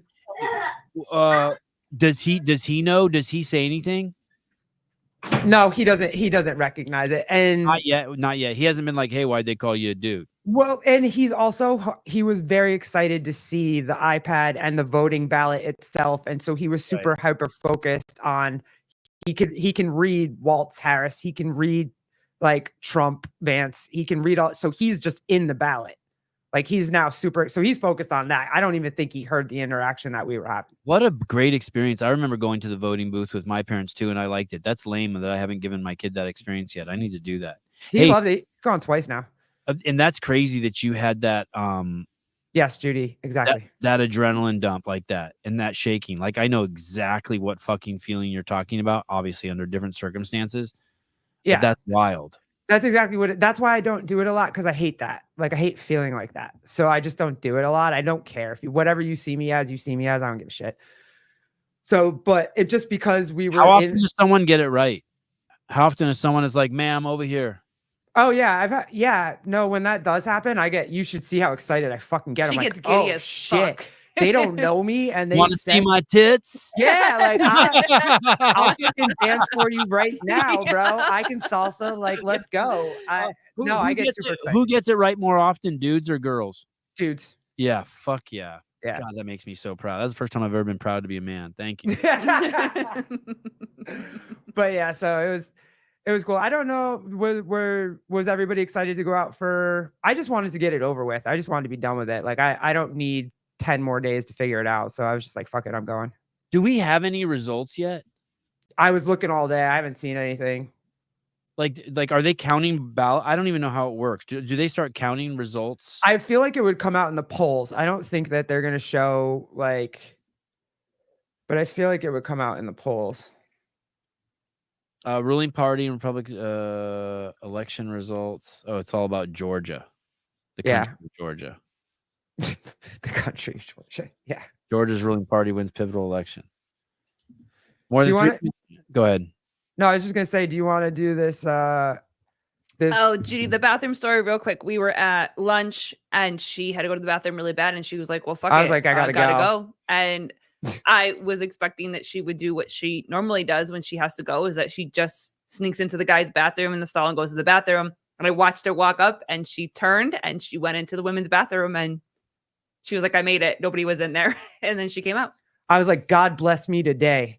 Like he was looking out for me today. There was nobody in there. I had to take a shit. It was great. Hey, what if you carried a wig with you, and anytime you had to pee, you just put the wig on? You don't understand, Sev. I have to explain this to you. When I dress like a girl or have a haircut like a girl, I look like a drag queen. I just look like a dude in a dress. Dude, you have I'm covering your hair.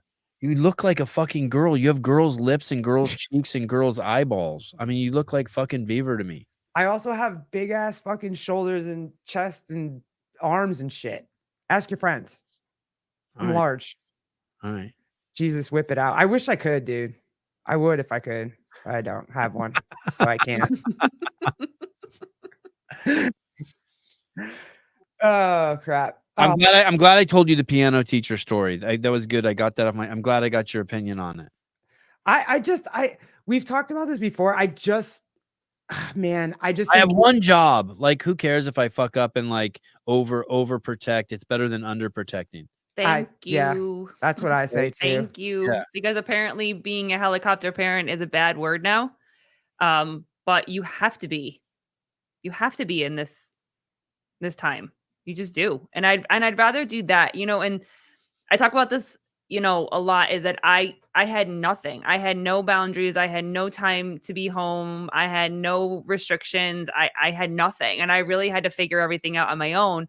And a lot of what I hear is don't flip all the way to the other side where you're trying to keep him from everything. Don't keep him from everything. But also, I would rather protect him more now and him be mad at me because I protected him too much versus not protecting him at all and then dealing with those consequences that could potentially happen. And people are like, well, you can't live your life thinking that something is always going to happen. And I'm like, well, and Chase kind of helped me with this. It's not preventing, but it's preparing. So being able to change that mindset of I'm going to prepare him more and give him more tools and put some more roadblocks up and give him more information than I had to maybe prevent things from happening, So what if I have to kill the guy? I have to check myself a lot. I with my kid. I would say that you're innocent and it's duress. Don't worry. Watching Dexter. Oh God. Like just throw him off a boat. It's fine. You'll be fine. Hey, part of me just wants to stop going to him.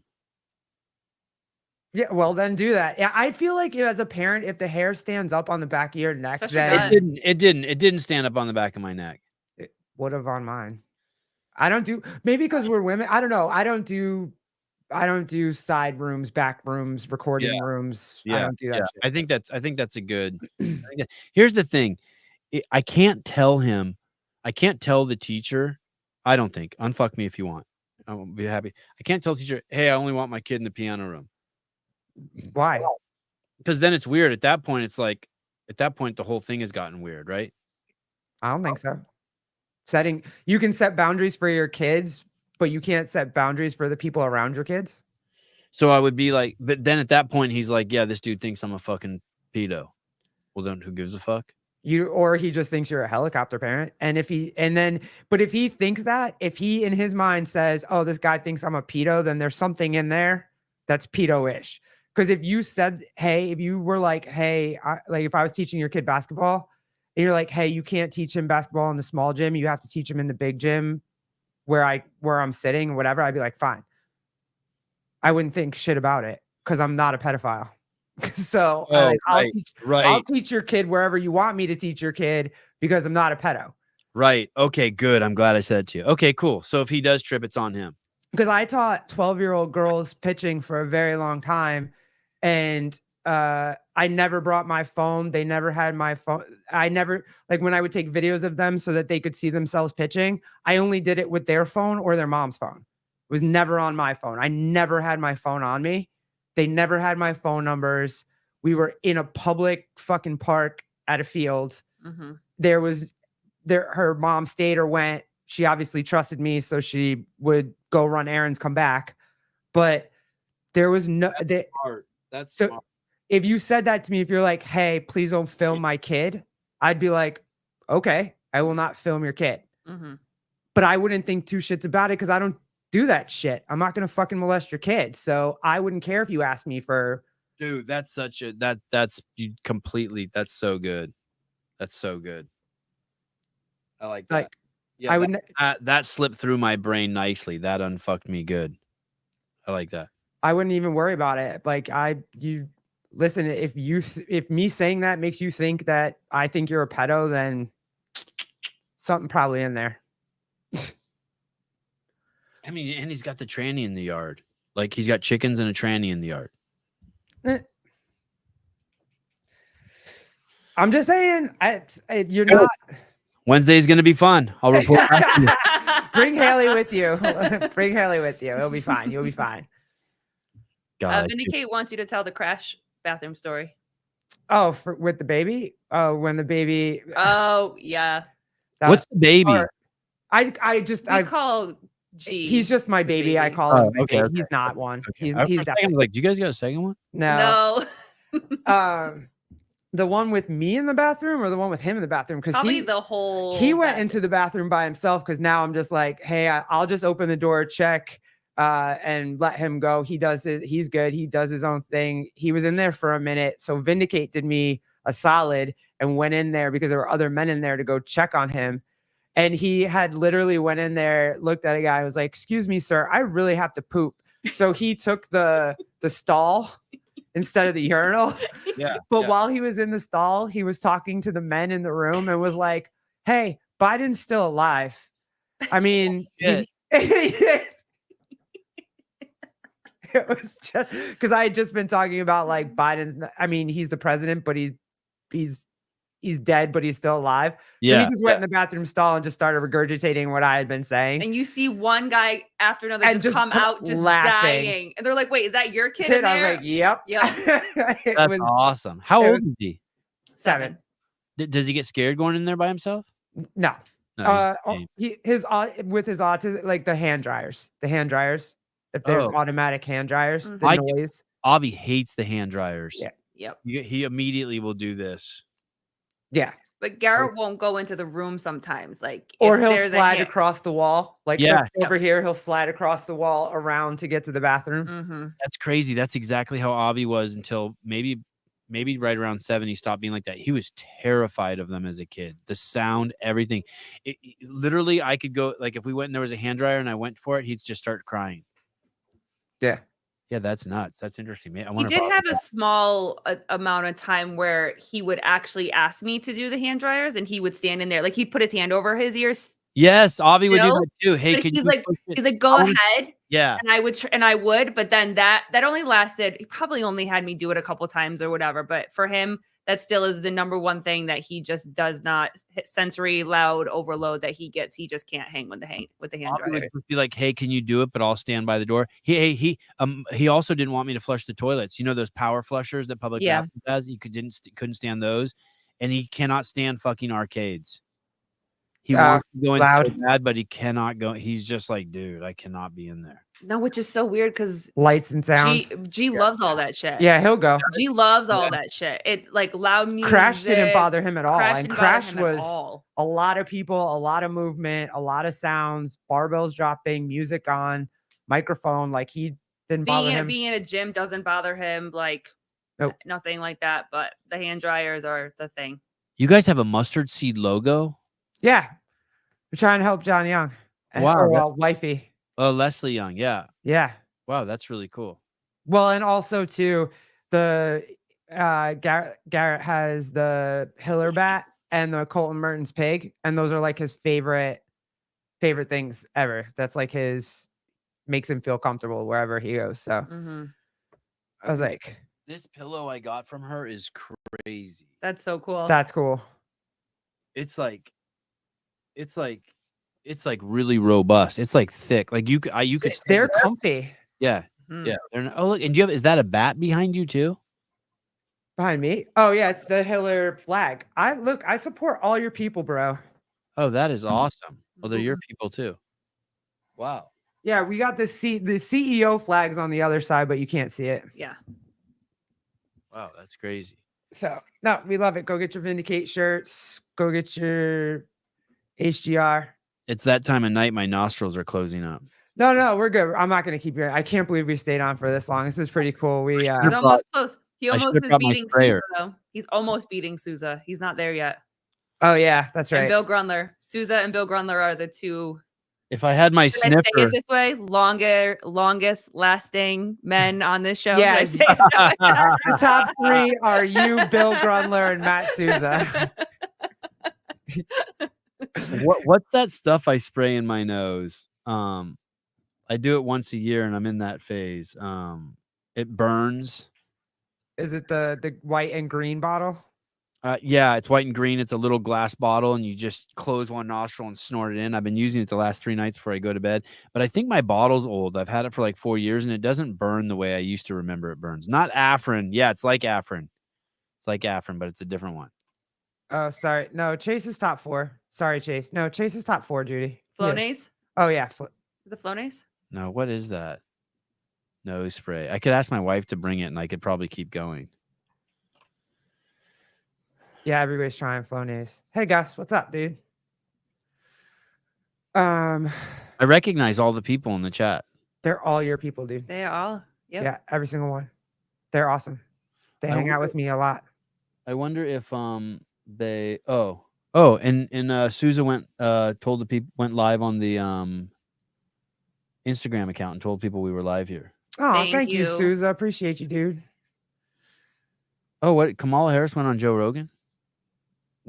No, I think she oh, did she? I know he wanted to have her on, but I didn't think she said yes. Did she say yes? This must be a. You got to be kidding. This has got to be. Yeah, is it fake news? Yeah, this has got to be a joke. It can't possibly be. Let's see. Joe, Donald Trump is literally Adolf Hitler. You really think that? Oh, no, that's definitely made. And it didn't feel like I was talking to Hitler. Joe, what more evidence do you need? He's having a rally at Madison Square Garden that is just like the Nazi rally that happened there in 1939. How is it like a Nazi rally? Donald Trump is going to be speaking in front of 20,000 people, Joe. And what makes them Nazis? Because they're going to see a Nazi speak. So you think that because he's a Nazi, if people go see him, that's a Nazi rally? I can't believe I'm sitting in the same chair Hitler sat in. You're really going hard on this Hitler thing, huh? Joe, he said there were very fine people on both sides at Charlottesville. Yeah, but he specifically said that didn't apply to the Nazis. I like my version better. That's AI. Fuck. amazing. AI. You heard it here You first. gotta love AI, dude. You gotta love AI. That's oh my god, that's fire. Yeah, it just Bernie, big overlap. There's. What do you think? Do you think he could talk to her? I think he would shit. I think it would be a disaster for Joe or for her. I think For he'd her. be fine. I think It'd be a it- disaster for her. Yeah. Okay. Oh yeah. I don't like you said it before. I don't think she can do long format interviews. I to just sit there and just be a regular person and have conversation and connect with somebody. I don't think she can do it. She doesn't have it in her. The only person that she's capable of doing it with is Charlemagne, and that's just because Charlemagne just playgates to her. Like he just I think he's in transition. By the way, yeah, I know. Charlemagne. I don't. Yeah. I think something's wrong hormonally. Something's going on. He's turning himself into a woman. It's almost like a Michael Jackson transition. Like it's weird. Yeah. I know. But also people think he's bought too. And I'm almost there with that. I've tried very hard to be like, no, but now I'm starting to think he's bought and paid for. I think he's a dick too. Yeah, he is. Yeah, I think he's a dick. I think he's mean. Like more, I'm okay with being mean sometimes, but like a lot of like, I don't know. I've watched him more than I've watched Rogan, and I think he's. Do you watch him on the Breakfast Club or do you watch him on just reels or videos? Just I've seen over the years. You know when Little Dicky went on his show, you know the rapper Little Dicky. Mhm. Then that was the first time I had heard kind of like he popped on my radar, and then so I started watching some clips just on YouTube of him, and I would be like, oh, this guy, almost like he was being controversial for the sake of being controversial. Like he was I just feel like he was kind of a bully, and I feel like those girls were bullies too. I feel like they race baited people and they were just mean to people, and like they think they're like kings or like gatekeepers to the hip hop community, and I was just kind of like, you're gross. Well, today I don't know if you've watched, but I watch a lot of the Brilliant Idiots because I love it because Andrew kind of talks from the more right leaning, and you obviously Charlemagne like spreads wide. Who's Andrew? Andrew Schultz. Oh, He's more right leaning, and Charlemagne rides, Obama's dick. But today he was like, hey, Kamala never said that she wasn't for the border wall or something needs to happen at the border. Or I was like, are you fucking kidding me? That's all she was saying to start with. Charlemagne said that? Yeah. Charlemagne was like, no, she's always been for like, we have to do something at the border, that there has to be, like we all have to come together to get this. When? Because that didn't show up for a minute. Like it was crazy. And all of a sudden he's trying to make her more centrist right before the election, which I found stupid funny. Does she really have no say right now? What do you mean? Like, so a lot of what I hear and a lot of the comments that I see, the pushback is she's the vice president. She doesn't really have the right to do anything right now because the narrative is you've been in office and what have you done? And now all of a sudden you're going to make all these changes to the very government that you are a part of. It's in this one. If you want to, it's the newest one right here.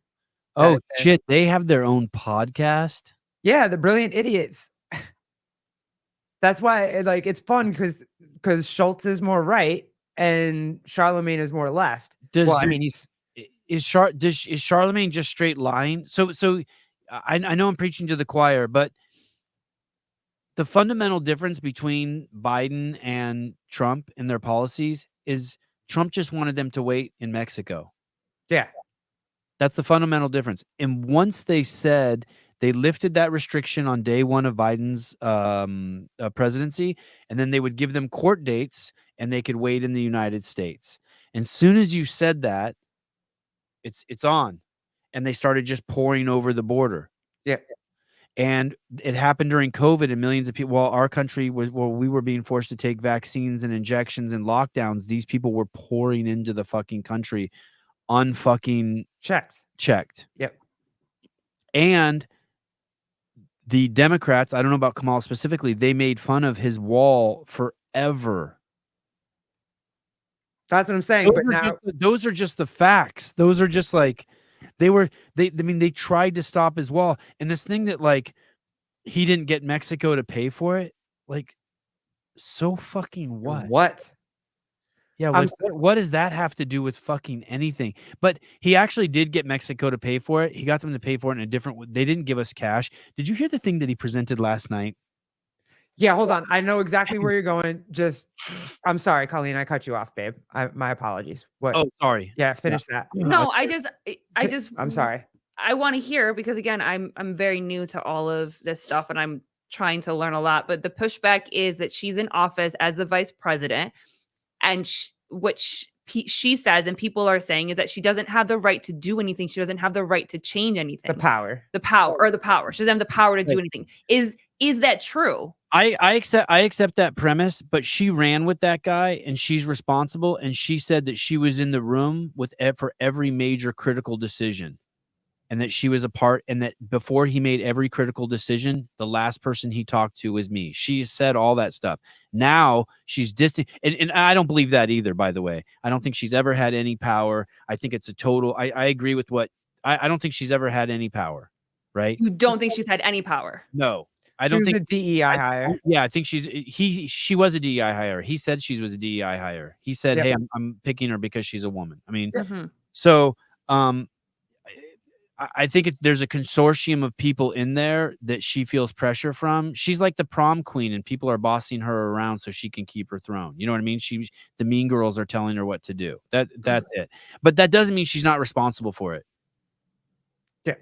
Like she doesn't get a pass, and she supported it. She vocally supported it. But Bernie Gannon, the problem is she said she would not have done anything different than Biden. Yeah. So it's not like she was going to push back against Biden in the first place, even if she didn't like what Biden was doing. She's as complicit in what happened as someone who drove the car to a bank robbery and stayed in the car. Okay. She's easily as complicit as that. Did she go in? Does she own a gun? Did she have a bag? Did she have a mask? Did she tell them, "Give me your fucking money"? No. But she was fucking all about fucking driving there and splitting the money when they got home, for sure. And now is saying that she wasn't there, or she was there, but she had no right to she had no power no power to not be there. Yeah, say I don't want to be there. I don't think Biden had that much power either. I think that they were just. She was a tie-breaking vote in the Inflation Reduction Act, and then. Can you bring me my snorter, that nose cleaner thing? It's on the. He's just staying on right now. To be. I got a second one. And will you bring me a Fit Aid? Yes. I'm gonna go hard. He is in here to just prove that he's got the most stamina. I'm on their show. Oh, okay. Yeah. Hey, Garrett weighed in on the whole piano teacher thing. Oh. She said no back rooms, no side rooms, no basements, no attic. Yeah, she said no other rooms, just there's the piano room and there's no other rooms. And then she said I need to say something to him. And I said, well, what if he takes offense? And then people were in the comments were saying that's the libtard in me. And she unfucked me. She's like, hey, only if he's a pedo will he take offense. Yeah. Thank you. You're welcome. You're welcome. Snorter. Yeah. Okay, bye. You know what I'm talking about? That thing that I've been sniffing before I go to bed? Yeah, I think it's in the bathroom. Okay, thank you. Okay, it's okay. You can say it. Okay. Like cocaine, coca, bring the coca. As Kelly, I would love to talk to your wife to find out how she lives her life. No. That is the one that he is absolutely no way not happening. I love it though. I did like seeing her when you were getting your haircut in the backyard when your whole head was getting shaved off and the skin was coming off and there was like you were God, getting that fucking scalped. hurt. I think I still hurts. Okay, so go. So Colleen, you're saying that the liberals in her defense are saying that hey, she didn't have any power anyway. That's what they say. Yes. You can't blame her for the wall. You can. Well, here. Right. You can't blame her for anything that's happening right now because she's a vice president and she had no power to do anything different. So this is not her responsibility. This is not her United States of America. It's his. And she just had to go along for the ride. So what would have been really cool, and it's too late now, if she could have just been like, yo, I wanted to go to the fucking wall. He fucking wouldn't let me in this fucking pussy fucking Mayorkas fucking wouldn't let me shut it down. And I've been trying to do this shit. And like, hey, they almost kicked me out of being vice president several fucking times. And they were purposely firing my staff. Thank you. And sabotaging my staff and all that shit. Thank you, Haley. Jesus Christ.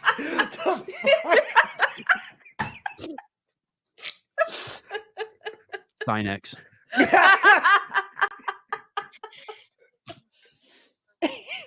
That's the pink cocaine. Shit. Good Lord, have mercy. He just shot that right to the head. Yo, and you kind of know he's done that before, right? Haley goes, would you rather put your kids in harm's way or at the risk of insulting someone? I like her. That's a good question. A lot. Getting schooled by these bitches today. Well, here's a question too. If the VP doesn't have any power, why have one? Well, I'm exaggerating. She obviously had some power, but I'm just going to take it all the way and say she had no power. But she's never been honest. But that's what they say, though. Yeah, that's what they're saying. So you're saying that that's not true. That there is, as a vice president, there is some power that she has. But the story is that she didn't have any power. She definitely could have. Well, no. Here, I'm taking the premise that she has no power and explaining it's irrelevant. But she obviously had some power because she had proximity. Right. So even at the most fundamental level, she could manipulate and pull strings and coerce somewhere. Somewhere. But she would have needed brains to use that power. But even if she didn't have power, it doesn't matter. She's never been honest. She claims this. She's already claimed that it was her presidency. She already claimed it like that it was her and Joe. And hey, yeah, it's too late. It doesn't matter. It's like saying it's the same. It's as irrelevant as like who paid for the fucking wall, or it's irrelevant as me saying, what if I offend the guy? It's just irrelevant. At the end of the day, the mission is not to get the kid diddled at the piano lesson. At the end of the day, it's irrelevant. Your mission was like, hey, your mission's still like, you should have just given up your job then. You should have had the moral high ground. You should have got kicked out of being the vice president then. You should have fucking told us right away. Like, she can't even answer the fucking question that this guy was fucking too incompetent to be president. How the fuck could she be president? Yeah. And the craziest thing that I've heard yet is this guy, Bill Ackerman, that I brought up in the beginning of the show. This fucking billionaire fucking libtard who's now switched to fucking Trump. This is fucking crazy because he said the other day, he's like, can you imagine Tim Walz as president? What the fuck, dude? No, he's another one. Hey, I have no issue. It's not like you could tell me anything about Tim Walz and I would believe it. I think he's a complete creeper. Yeah. I mean, I won't say the other one because Bernie told me to be careful the last time I brought it up because it was it's not been fact checked or proven or whatever. I heard it's not true. The thing with the high school kid? Yeah. Yeah, I told that story on my show, and then recently I've heard that it's been debunked. But I can see him at a gay bar. He was. We'll say that again. I could definitely see him at a gay bar though. Well, he was the head of the gay program. He started the gay club at his fucking high school. Yeah. And I find that very weird that a man would start that. He's gay. Yeah. As soon as they were like he was at a gay bar listening to Indigo Girls, I'm like, yeah, he's gay. Whether he was with a kid or not, but just the fact that I was like, okay, you're living a double life. That to me just says double life. You're in the closet or you got, you're on the DL, whatever. But that's these people around this Bill Ackerman guy must be tripping, because when you're around someone who has that much money, a portion of you you have to. I need to ask Greg about this, because Greg has libtards in his orbit, like people who are like part of his support team, and it's so crazy to me that libtards live off of rich people. Yeah. It's so fucking crazy to me. I'd love to do a whole show on it. If you've never known anyone who has just shitloads of fucking money, like just unbelievable fucking resources, the people around them is a trip. And they're all messed up. But do you think like the tech guys don't seem to be though?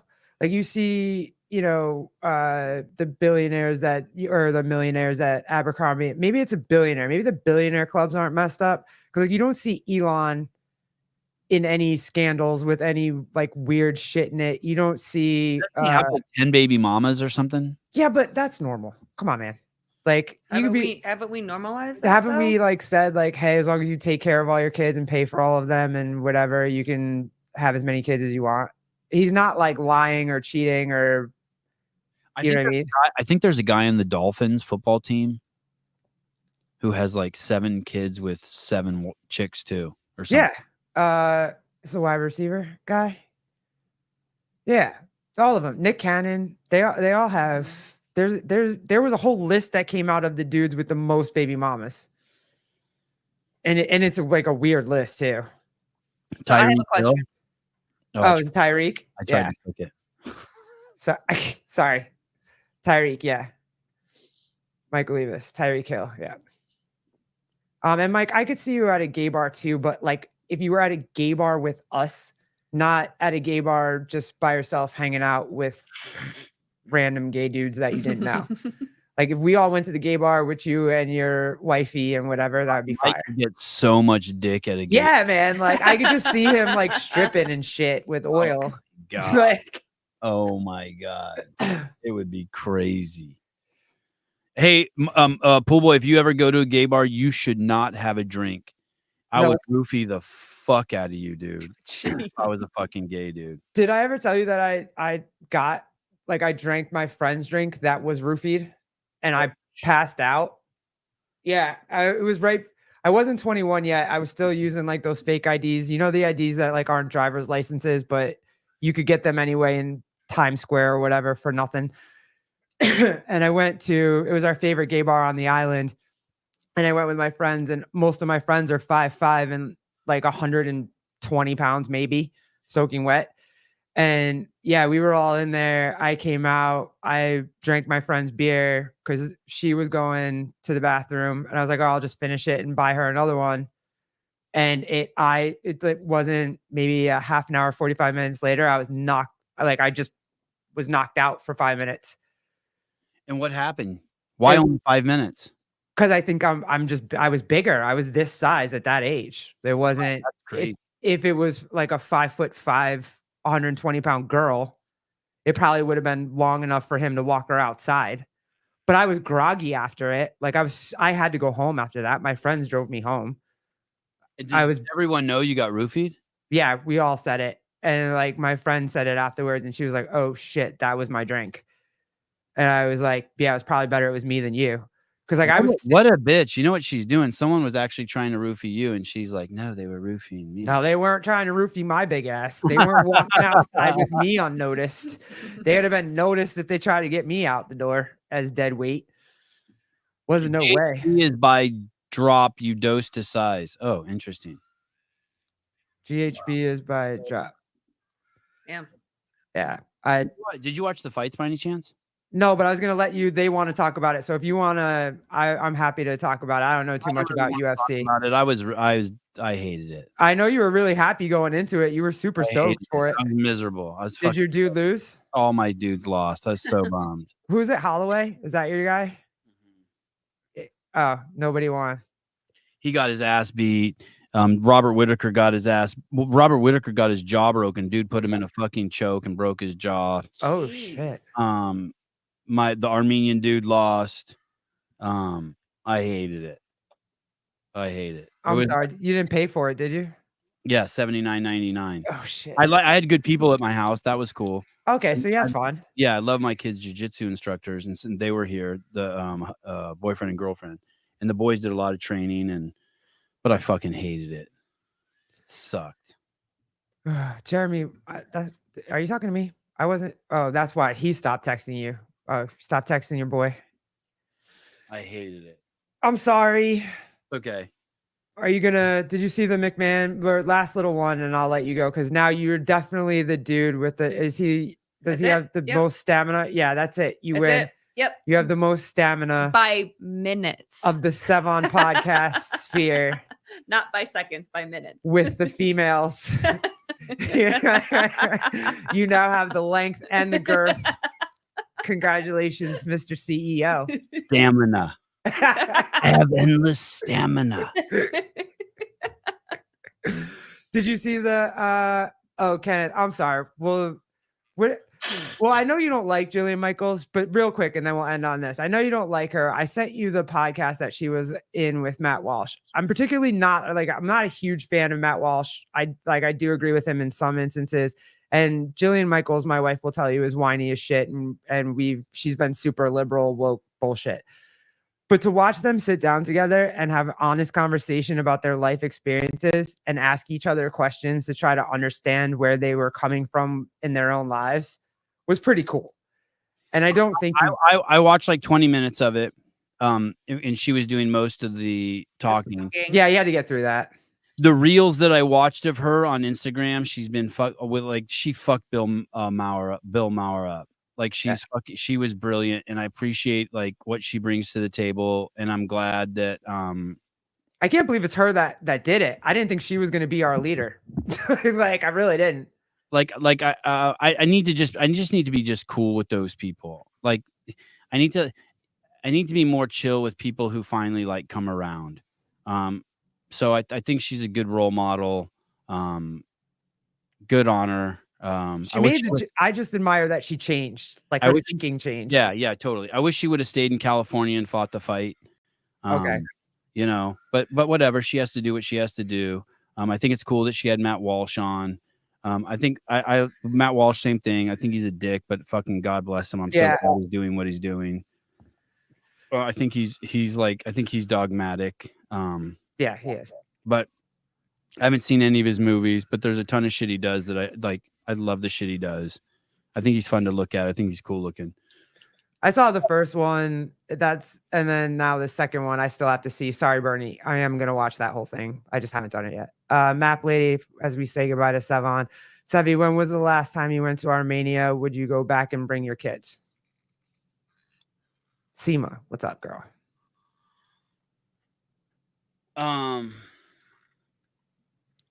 It's a trip. My family, my sister and my mom are there now, and they wanted me to go. And my dad obviously really wants me to go. And there's two stories. There's a complicated one I won't get into, but the simple one is like I've already been there twice. I spent a lot of time there, and there's nothing there for me. I can't. Yes, I would, but like, I don't know how there's things that people do that I don't know how they fucking do. So I don't know how people go on vacation and put it on a fucking credit card. How can I explain this? There's a certain lifestyle that I need to live like in my day-to-day life that I'm not willing to fucking compromise. And if I do feel it compromised, I start to stress out. So, and those things are like, I want to be able to fill up my gas tank without looking at the price of gas. And I want to be able to go grocery shopping. It's pretty fucking simple. And I want to be able to pay my electricity and my water bill and all that shit without stressing. Right. And my mortgage.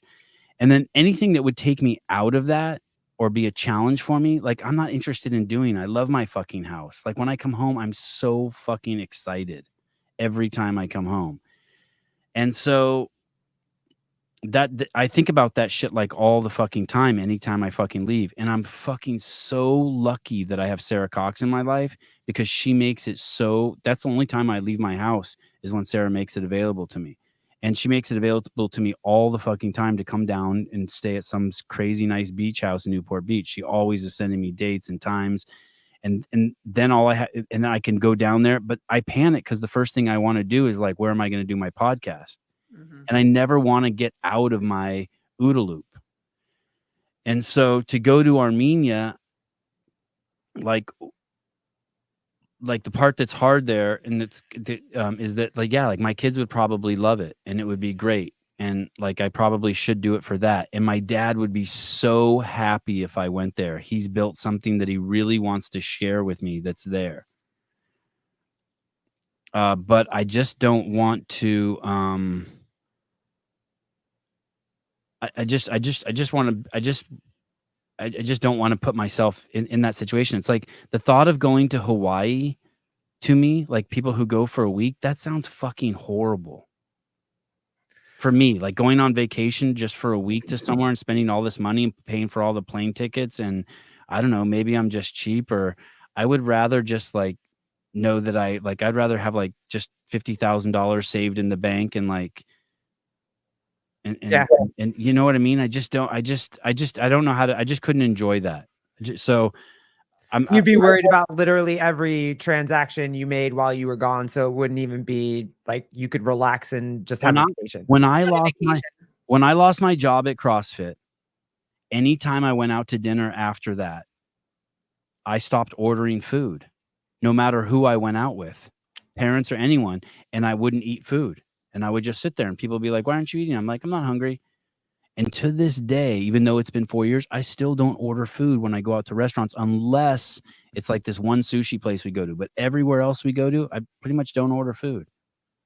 Oh, man. I just got into that habit. Yeah. And I just eat my kids' leftovers and shit. I know it's a trip. I just don't want to,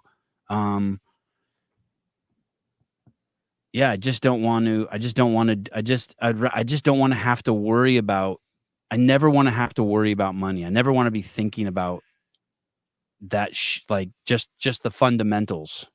And my life's happy like that. You know what I mean? My life is just really, really, like, I never ever think about money. I'm never like, I never am like the electricity bill comes and I don't even think about it. I just pay it with just straight from my bank account. I never look at how much I have. I don't have. Do you know the story about how I found $90,000? Have you ever heard that story? Colleen, I don't think has. I have. I definitely did. He just found it in his YouTube one day. So I'm sorry. What? So my wife says to me, so after we got fired, my wife said to me, I don't really do the finances. Like I don't do any, I pay like all the bills come in and I pay those bills, but I don't do like the big, or I would pay the mortgage, but I don't do the big picture financials. Like I don't talk to mortgage lenders. I would never do like buy a car or a house or like talk to any of those people, or I don't do the taxes, and I don't do any of the adult stuff. Like I just see money in my account and my wife has it set up. So I just like, okay, pay this bill. And I just do that. She just, says like, hey, that shit needs to be paid, pay it. And so I never look at what money's coming in or going out or anything. I just push the buttons. And, my wife goes to me, it was I don't know, 5 or 6 months. And she said something like, after I got fired, she's like, or maybe I'd been doing the podcast for 5 or 6 months. It was about a year after we gotten fired. And she goes, hey, just so you know, I had to pay the mortgage out of our savings this month. Oh, fuck. I didn't know we fucking had a savings. I'm like, okay. So then she's like, the next month she's like, hey, I had to pay the mortgage out of the savings again. I'm like, fuck, that's weird. Isn't there money coming in from YouTube or sponsors or some shit? Or I don't know what the fuck's going on. This went on for 6 months and I did the math and I was like, oh fuck. This is crazy. That means that means I did the math, if our mortgage is $5,400 a month and we got fucking 6 months, that's whatever, this pile of money must be getting tapped. Right. So yeah, mortgage. Yeah. I'm like, thinking, I start stressing and I start thinking to myself, actually, that's when I stopped ordering at restaurants. That was it. That rocked me. That makes sense. That rocked me. Yeah. Yeah. So then I keep getting this email from fucking Google saying they need my driver's license. And I just click by it like, fuck you. I ain't giving you my driver's license. And so finally one day I open it and it says, hey, we can't pay you. Now I've been doing the podcast for a year or something. They're like, hey, we can't pay you because you haven't given us your driver's license. So I go over to the site and I think it said $96,000 or $86,000 or something. And I'm like, what the fuck is that? And I'm thinking to myself, I'm just kind of tripping. I'm like, fuck, I must be spending a lot of money. I thought it was just like my balance, like that I'd made. Like this is what you owe. Yeah. Or like, fuck, I brought in all this money and we still fucking are in the hole. Like, this is fucking weird. So, I send my driver's license, and right then one of my friends walks in the house. Never comes over to my house. Comes over to my house like once every 6 months. I'm like, hey, dude, look at this. And he's like, hey, dude, I'm pretty sure they owe you that money. I'm like, really? He goes, yeah. I'm like, all right, well, we'll see. 2 days later. Bam. What's your wife say?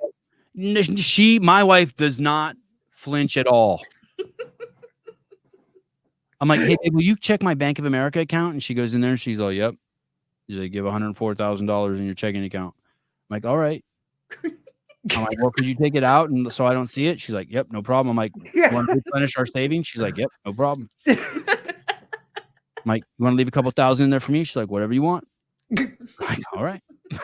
Sevan gave himself a couple $1,000s for the month. Like, nothing. Cool. Nothing. That's like, yeah, awesome. sure. I guess, yeah. Nothing. That's so cool. So I was just like, wow, that's yeah. And so I don't know. That was just a pretty crazy story. No, that's amazing. That's an amazing story. Normally people might find like a random check they didn't cash for like. Yeah, you get excited about $200. Right, and he's just like. I left in my pants pocket, and she does the laundry and finds $200, and we're like, fuck yeah. Yeah. And then $90,000. But I was pretty stoked because I was actually thinking at that point, I was like, oh shit, okay, maybe I'm just gonna stop doing the podcast. I mean, I didn't know what I was gonna do. I wasn't to get a job, but I was just like, this is like taking up so much time, or like I was like, what am I gonna do? What am I gonna think? You know, and so no, that's pretty cool. Yeah. Are you going to or are you gonna watch No Reps Ahead as we close out this marathon that you just performed? Is it on right now? No, it's next month. November. It's the No Reps Ahead one. Hiller's going with Brian Friend. Yeah. Hiller's not going. Oh, he's not doing it? I mean, he says he is, but there's no way. There's no way. Okay. Him and Brian will have a falling out before then. There is no way. Oh, so we're doing we'll do an over under. Can I put you in a group text for an over under? Sure. There's no way they make. Who else though, babe? Who else there's a couple people that I would throw in that group text to see what. I cannot see. That's 30 more days that Brian has to like he could easily just say something or text Hiller something where Hiller fucking loses his shit and just is like, fuck you, I'm out. Oh, okay. Well, I'm praying we see it. I want to see it. Hiller's in a very strong orbit. Yeah. And if you fuck with this orbit, he ain't fucking with you. Fair. You know what I mean? Like he's on a fucking mission and on a path, and like he's cool. But like if you fuck with his orbit, he ain't fucking with you. Yeah, he helped us out. We finally bought the Sony A7 IV. Oh, cool! Congrats. And yeah, it's an awesome camera. It's fucking it's fire. I'm still learning how to use it. Is that what you're using right now? Yeah. Yeah, I could tell. She got the good camera. You're stuck with the computer, Colleen? I like the computer camera. She likes it. I don't want another one. I tried. When we first started this, I had a laptop because I had just gotten one, I don't know, 6 months or something before we started the podcast. And so she had this beautiful computer, and I had my laptop on a little stand on my side. And I'm like, I'm fine. I'm chill. Yeah. I came home one day and now I have a full desktop computer and my laptop is over there. I was like, fuck that. She's like, I can't do this shit like this. Do you love it? I love it. Yeah. She was right. But she does. She wants all these extra cameras. And I'm like, I like this is my side. I like this side just how it is. Whatever you want to do on your side, it's totally cool. my mom was gonna get. My mom's like, "Hey, I want to get a new TV for my house," and I was like, "Okay." This is like 5 years ago, and she was gonna buy like she used to have a 32-inch TV. I'm like, "Mom, no, like No one one does I've never that. even seen. You can't even find a 30. You can get one for $50 on Amazon now. Like, what are you talking about?" She's like, "I'm gonna get a 44-inch TV." I'm like, "No, Mom. No. You're gonna get 60 or 70 inches." She's like, "It'll be too big for the room." I'm like, "Mom, no one says that anymore. No. There's no TV. If you have to go like this, that's fine. Yeah. Who Yeah. cares? You have to look around at your TV. That's how big you want it." That's what you want. Yeah. Natalie, no, Yeah. this is funny. Everybody always asks us, are y'all in the different rooms in the same house? No, our computers are literally back to back to each other. I'll prove it. She's on, yeah. Oh, wow. Yeah. I imagine you guys being very close to each other. Yes, always. Yeah. That's the way I envision you and your wife. I just know that the way you guys argue is not the way we argue because we've had that conversation before. No. I mean, like when you're doing the pod, like I envision you guys being in the same room. Yeah, Yeah. we're literally in the same Because room. God Yep. forbid something like happens, like what happened at the beginning with no sound. She has to help me. I'm surprised it's me that figured it out today. It's never I'm me. not. You give me a lot more credit than I deserve. I am not that tech savvy. I'm really not. Yes, playing footsies. Always. I can't believe my wife is the tech savvy one too. I can't believe that. I was so tech savvy until like Nope. 5 years ago. Something happened. I became like that old person that can't do the remote. It's so weird. No, Hiller really helped me out. He's the one that like told me which camera to get for streaming and which lens to use and what. And yeah, he was texting me. He was really cool. He helped me out. So good dude. Always a good dude. Mhm. Yeah, he's great. I don't talk to him a lot, but if I send him some shit about cameras, he'll help me out. So it's cool. But it's not. But Brian's gonna do something or say something to him, and they're gonna have a falling out. And All right. Well, I'm gonna start that over under text thread. And how many days? Like, oh, I wanted, and then the song will come out. Who's competing in that? I have no idea. I was in it for the broadcast. Who said what? And then Brian will sing him a song. Who said that? Bernie. Maybe Brian will sing him a song and serenade Hiller, repair the relationship. Dude, that was crazy. We don't have to talk about that, but that was fucking crazy. I saw that. Keeping it real killed it. What was it? The two that I haven't seen the song. Did he make a song? He made just those 2 videos responding to it where he pretends to be Brian. Oh, okay. Oh, okay. And it is like, if you know Brian, I mean, he nailed it. That's funny. I mean, it's like, it's spot on. I'm doing a watch party on the 5th. So are we, bro. Awesome. We started promoting that shit first. No, I'm just kidding. Maybe at some point we can come on together.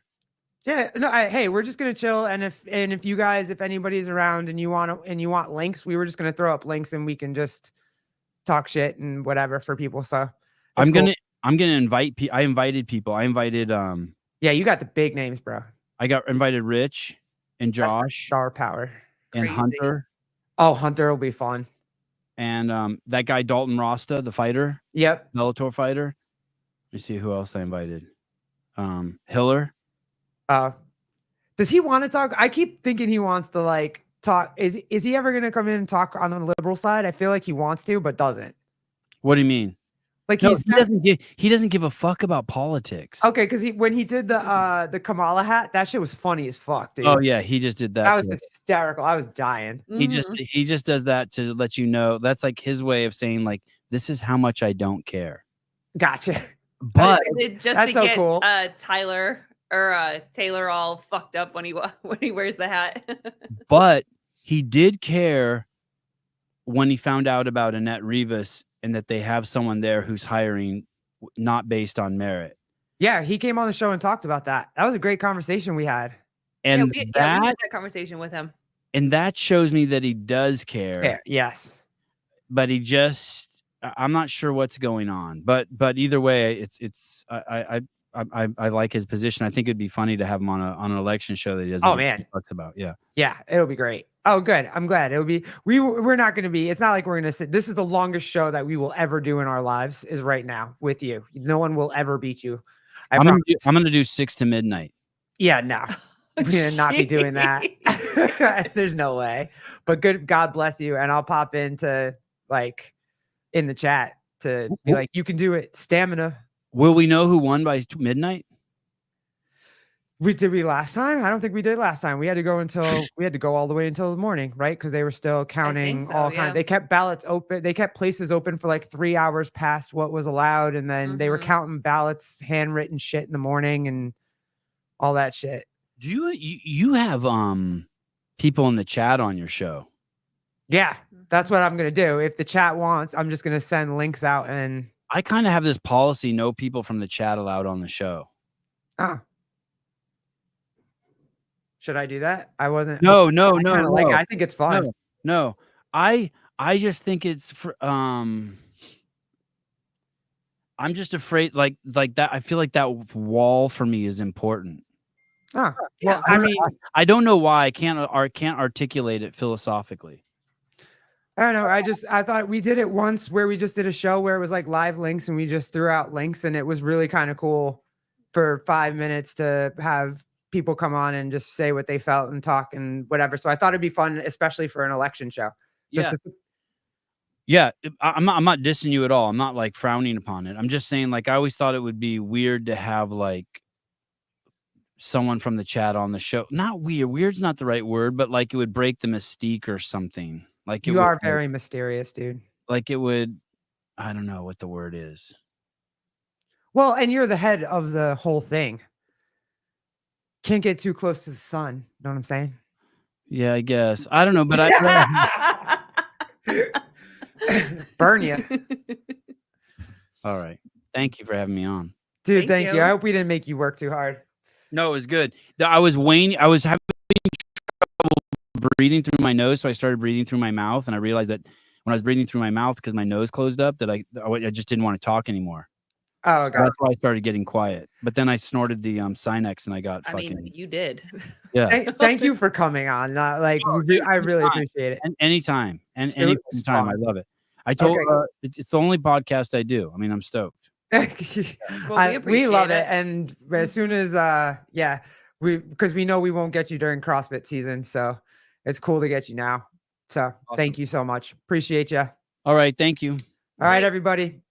Thanks for having us. We'll see you on the flip side. Bye, guys. Hey, one class question. How stoked are you that you go live?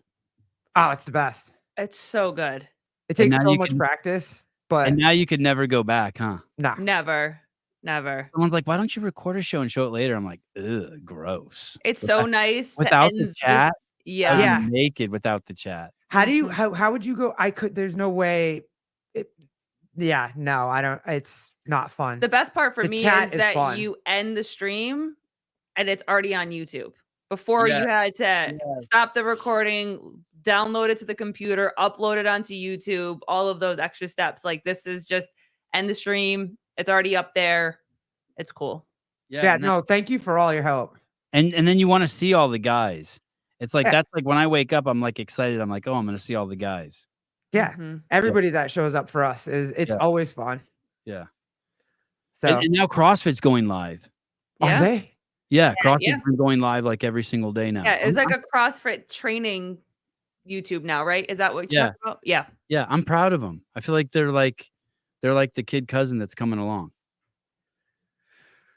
It's your fault. Gus naked without the chat, but refused to bring the chat on. It's like it would be like it would be inappropriate in the relationship. It would be like I don't know, hitting on your best friend's girlfriend or something. I don't know, something about it seems inappropriate to me. I don't know what it is. Maybe I'll have a dream tonight and be able to explain it tomorrow. Jan, I'm trying to get off of that show and she won't let me. Yeah, no, don't worry. I'll text you. We're doing it because I have to learn about other stuff. We won't say that with Sevan on the show. Okay. We love you guys. Thank you so much. Bye, guys. Thank you. Appreciate you. Bye. Bye. Love y'all. We'll see you soon.